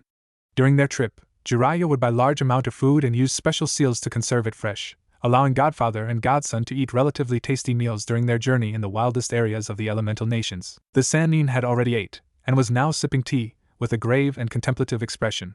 It seemed pretty funny to Naruto that, when nobody was looking, Jiraiya could be the living image of a battle-hardened shinobi, and yet in a combat situation, all he could pull out were those goofy kabuki poses. The only form of acknowledgement the older shinobi gave to his godson's presence was a brief flicker of his gaze when he sat down on the couch after serving himself a bowl of miso soup, before he resumed his intensive staring. Now Naruto was growing curious. Looking in the same direction as his godfather, the blonde noticed that he was looking at a long bundle, next to a pile of scrolls. And then he remembered his inheritance. Quickly forgetting about his breakfast, Naruto jumped straight towards the bundle, impatient to know what it was. Ignoring Jiraiya's concerned look, the Uzumaki began to unwrap it, and only stopped to stare in awe at the now revealed object. It was a sword. He idly remembered Tsunade talking about one the day before, but now he was too busy looking, or rather admiring it. The weapon was longer than what he was used to see, with a 3-feet-long blade. It didn't have a sheath, allowing the blonde to admire the dark steel the blade was made of, in which he could make out a strange undulating design, both extremely alluring and yet frightening. The handle was wrapped in a dark red cloth, decorated with a black spiraling design. Grabbing it, the blonde was surprised by how heavy the sword was. Naruto had a little experience when it came to kenjutsu. Jiraiya had told him that his clan were feared as seal masters, but were also skilled swordsmen. Kushina herself knew quite well how to use a blade. This bit of information led Naruto to pester his godfather to teach him kenjutsu, which sadly was one of the few areas of the shinobi arts that Jiraiya knew strictly nothing about. Luckily for the blonde Jinchuriki, during the first year of their trip, they crossed paths with an old acquaintance of the Toad Sage, a ronin named Teiwaki. They had met during the Third Shinobi War, when the former samurai was unwillingly caught in a battle between Iwa and Suna. He ended up being the only survivor, but had been still gravely wounded. Fortunately, Jiraiya, who was on an intel-gathering mission at the time, had found him and brought him to nearest Konoha Field Hospital. Since then, Tadewaki considered himself indebted to the Toad Sage. And when Jiraiya had asked him to teach the basics of Kenjutsu to his godson, he had accepted quickly, glad that he could repay the Sannin, if only a little. Naruto's lessons in the art of the sword hadn't lasted for long, as both the two shinobi in training and the Ronin were traveling. He still had learned quickly the few things Tadewaki had had the time to teach him, but as it was, the blonde's Kenjutsu was still rather lackluster. But even with the little skill he had, the blonde knew that the sword in his hand was a magnificent craft. The weapon was beautiful, and yet emitted this dark vibe that could only ooze out of a true instrument of death. Gaki, he turned his head to meet Jiraiya's worried eyes. Be careful with that. If this is what I think it is. What? It's just a sword. The Sannin was about to respond, before he looked at the clock on the wall. I'll tell you later. It's a long story. Huffing, Naruto replaced the sword on the ground, not bothering to wrap it up again. We should be on our way, now. I don't think Tsunade will tolerate you being late 2 days in a row. They arrived at Training Ground 7, a few minutes before 8 p.m., and to Naruto's relief, the only people present were Tsunade, Shizen, Sakura, and Kakashi. He didn't feel ready to confront his friends just yet. His inner turmoil was obvious to all the person present. Jiraiya patted his shoulder in an attempt to comfort him. Tsunade and Shizen gave him a reassuring smile. Kakashi did his weird eye smile and taunted in what seemed to be an encouraging tone. Given the fact that only the Hokage and her assistant could understand the pig, it was hard to tell. Beside Taunton, nobody emitted a sound. It was clear for the two Jonin and the two Sannin that the blonde needed the little time he had before the three teams arrived for himself. Sakura did not like this atmosphere. She understood that Naruto was about to reveal something very important about himself, something that the four older shinobi seemed to know already. She remained silent too, not wanting to disturb her teammate, but the anticipation and the latent tension in the air was starting to get to her. After 5 minutes of a pregnant silence, the other ninja of Naruto and Sakura's generation arrived. The Pinkette noticed that Kurenai, Asuma, and Guy seemed unusually tense. Whatever the Uzumaki was about to say, it seemed that it would be something big. She was snapped out of her thoughts by the loud greetings of a certain spandex-wearing shinobi. Naruto-kun. I think I talk for all of us when I say that having you back in Konoha brings joy to my heart. Without letting the Uzumaki answer, Lee took his signature fighting. Ever since the Chunin exams, I have wanted to fight against you. I am sure that your training under a Sannin has made the youthful flames of your spirit burn even more. How nice to see you too, Lee, said Naruto awkwardly. I'd like to spar with you too, but, Lee, you're not the only one who wants to fight against the knucklehead. Step in line, hollered the feral shinobi of Team Kurenai. Kiba playfully elbowed Naruto's ribs, while Akamaru, who looked more like a bear than a dog now, in the blonde's opinion, happily barked in a greeting tone. It's been a while, Naruto. I hope you've gotten stronger. Because I have, and I still have to pay you back for that fart during the exams. Following Kiba and Lee, the others greeted Naruto one after the other, and with a bit more restraint. The more perceptive of the group, Shikamaru, Niji, Shino, and Hinata, had noticed, like Sakura before, the fact that the blonde and the older ninja's stances were tense, even though they tried to hide it well. It was particularly obvious with Naruto, who looked distracted by something that was obviously alarming him. Whenever he would greet someone back, he seemed somewhat distant, as if he was afraid that they would bite him like a rabid dog if he made an abrupt movement. Shikamaru in particular was starting to get suspicious of something. Even though Asuma hadn't said much to his team before they came to the training ground, the way he had looked at the new Ino Shikucho told the Nara air enough. Naruto, on the other hand, was slowly starting to panic. Seeing his old friends, so happy to see him back in Konoha, only made his fear of seeing them shun him away after they knew about his furry tenant even worse. Managing to avoid another one of Lee's youthful embraces, he quickly glanced at Tsunade. The busty Hokage, noticing her favorite genin's predicament, clapped her hands to get all the shinobi's attention. Everybody! I would like first to thank you all for coming on such a short notice. However, it was not on my demand, but Naruto's, that you are all here this morning. He has something important to reveal to you all. Thanks, Bachan, Naruto murmured before turning to face his comrades. All were now silent, and looking at the blonde either expectantly, curiously, or apprehensively. So as Bachan said, thanks for coming, guys. The blonde started. I won't be beating around the bush. You all know that there's a group of Nukenin called the Akatsuki out there, and that they are all extremely powerful. Everyone nodded, wondering why Naruto felt the need to remind them of this information. After Uchiha Itachi and Hashige Kisame had broke out into the village in order to capture the village shortly after the end of the Oto and Suna invasion, Jiraiya and Tsunade both agreed that it was safer to inform the lower-ranked ninja about the criminal organization, and to order to flee on sight if an encounter ever happened. Beside the two Sannin, and maybe Kakashi and Guy, there were no shinobi strong enough in Konoha to take on an Akatsuki member alone. Asuma and Kurenai had done the same with their genin squad, after their crushing defeat against the rogue Uchiha and the monstrous swordsman. What you don't know is what they are after. Naruto continued. The Akatsuki wants to capture the 9 Biju. Do you know what they are? Not what, you hairless monkey. Who? Even if we have animal forms, we still are able to think and feel, even more so than humans if you asked me, Kurama growled from Naruto's mind, and as such deserve to be considered as conscious beings. Yeah, sorry to hurt your feelings. Now is not the time, retorted the Uzumaki. Biju? Wasn't the Kyuubi one, or something? Asked Tenten. Yes, the foxes won them. And that's why 2 members of the Akatsuki infiltrated Konoha. In order to retrieve it. Confirmed Naruto. Wait a minute! Shouted Kiba. Why would they try to capture a monster that doesn't exist anymore? The Yondaime Hokage killed it. If Naruto wasn't anxious before, he certainly was now. This is it. No, he didn't. The young shinobi expressed their incredulity either through gasps, shouts, or looks. It was Jiraiya who calmed them, stepping to his godson's side, in order to clarify everything. A Biju can't be killed. They are beings made of chakra, and as such, even if they are physically defeated, they will eventually reform themselves after a certain amount of time, usually a decade. Shikamaru's feeling was only getting worse. He was starting to figure out where this was going. And if he was right, it was too troublesome to think about. But then how did the Yondaime defeat the Kyuubi? He asked. The Toad Sage glanced at his apprentice, and seeing him nod, stepped back. Naruto, even though he knew how difficult it would be, had to do this alone. He sealed it away. The Nara's eyes widened. He was right. Then you, the blonde nodded. That's what you meant, back then, in the hospital. Another nod. Naruto knew that Shikamaru referred to the day when they wanted to visit Lee after his defeat against Gaara, when they confronted the Suna Jinchuriki as he was about to finish the taijutsu user, when they heard of his horrible life, when he claimed to be a monster, and when Naruto retorted that he had a true one inside of him. Stop talking with half sentences. What do you mean, he was sealed? Hollered Kiba, whose patience was growing thin. Even though he was not as perceptive as his teammates, he could still feel that something important was happening. And he wanted to know what. I mean exactly what I said.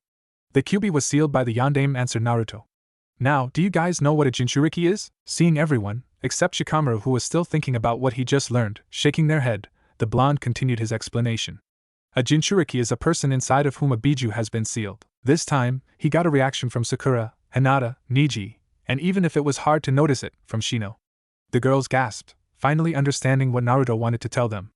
Niji finally understood something that had been bothering him ever since his fight against the Uzumaki during the finals of the Chunin exams, the red and evil chakra that he had used to forcefully reopen his tenketsu.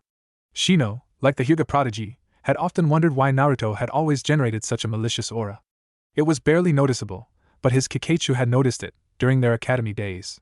The Aburame clan's prized insects were sensible sensors, which is why Shino and his peers were often placed in tracking teams. Naruto-kun, said Lee, raising his hand to catch Naruto's attention. Do you mean that the Kyuubi was sealed inside someone by Yondaime-sama? Yes. Confirmed Naruto. And this someone, he continued, grabbing his shirt and lifting it so he could show his friends his bare stomach, was me. Channeling a bit of chakra, the blonde made the mark that had plagued his life, the 8 trigram seal, appear on his skin. Silence fell on the training ground. The Konoha 11 either had no idea what to say, or were reflecting on Naruto's revelation. The Jonin and the 2 Sannin were waiting for their reaction, and hoping that they wouldn't reject the Uzumaki. Naruto himself had lowered his head, in order to hide how tight he had closed his eyes, as if he was waiting for someone to strike him.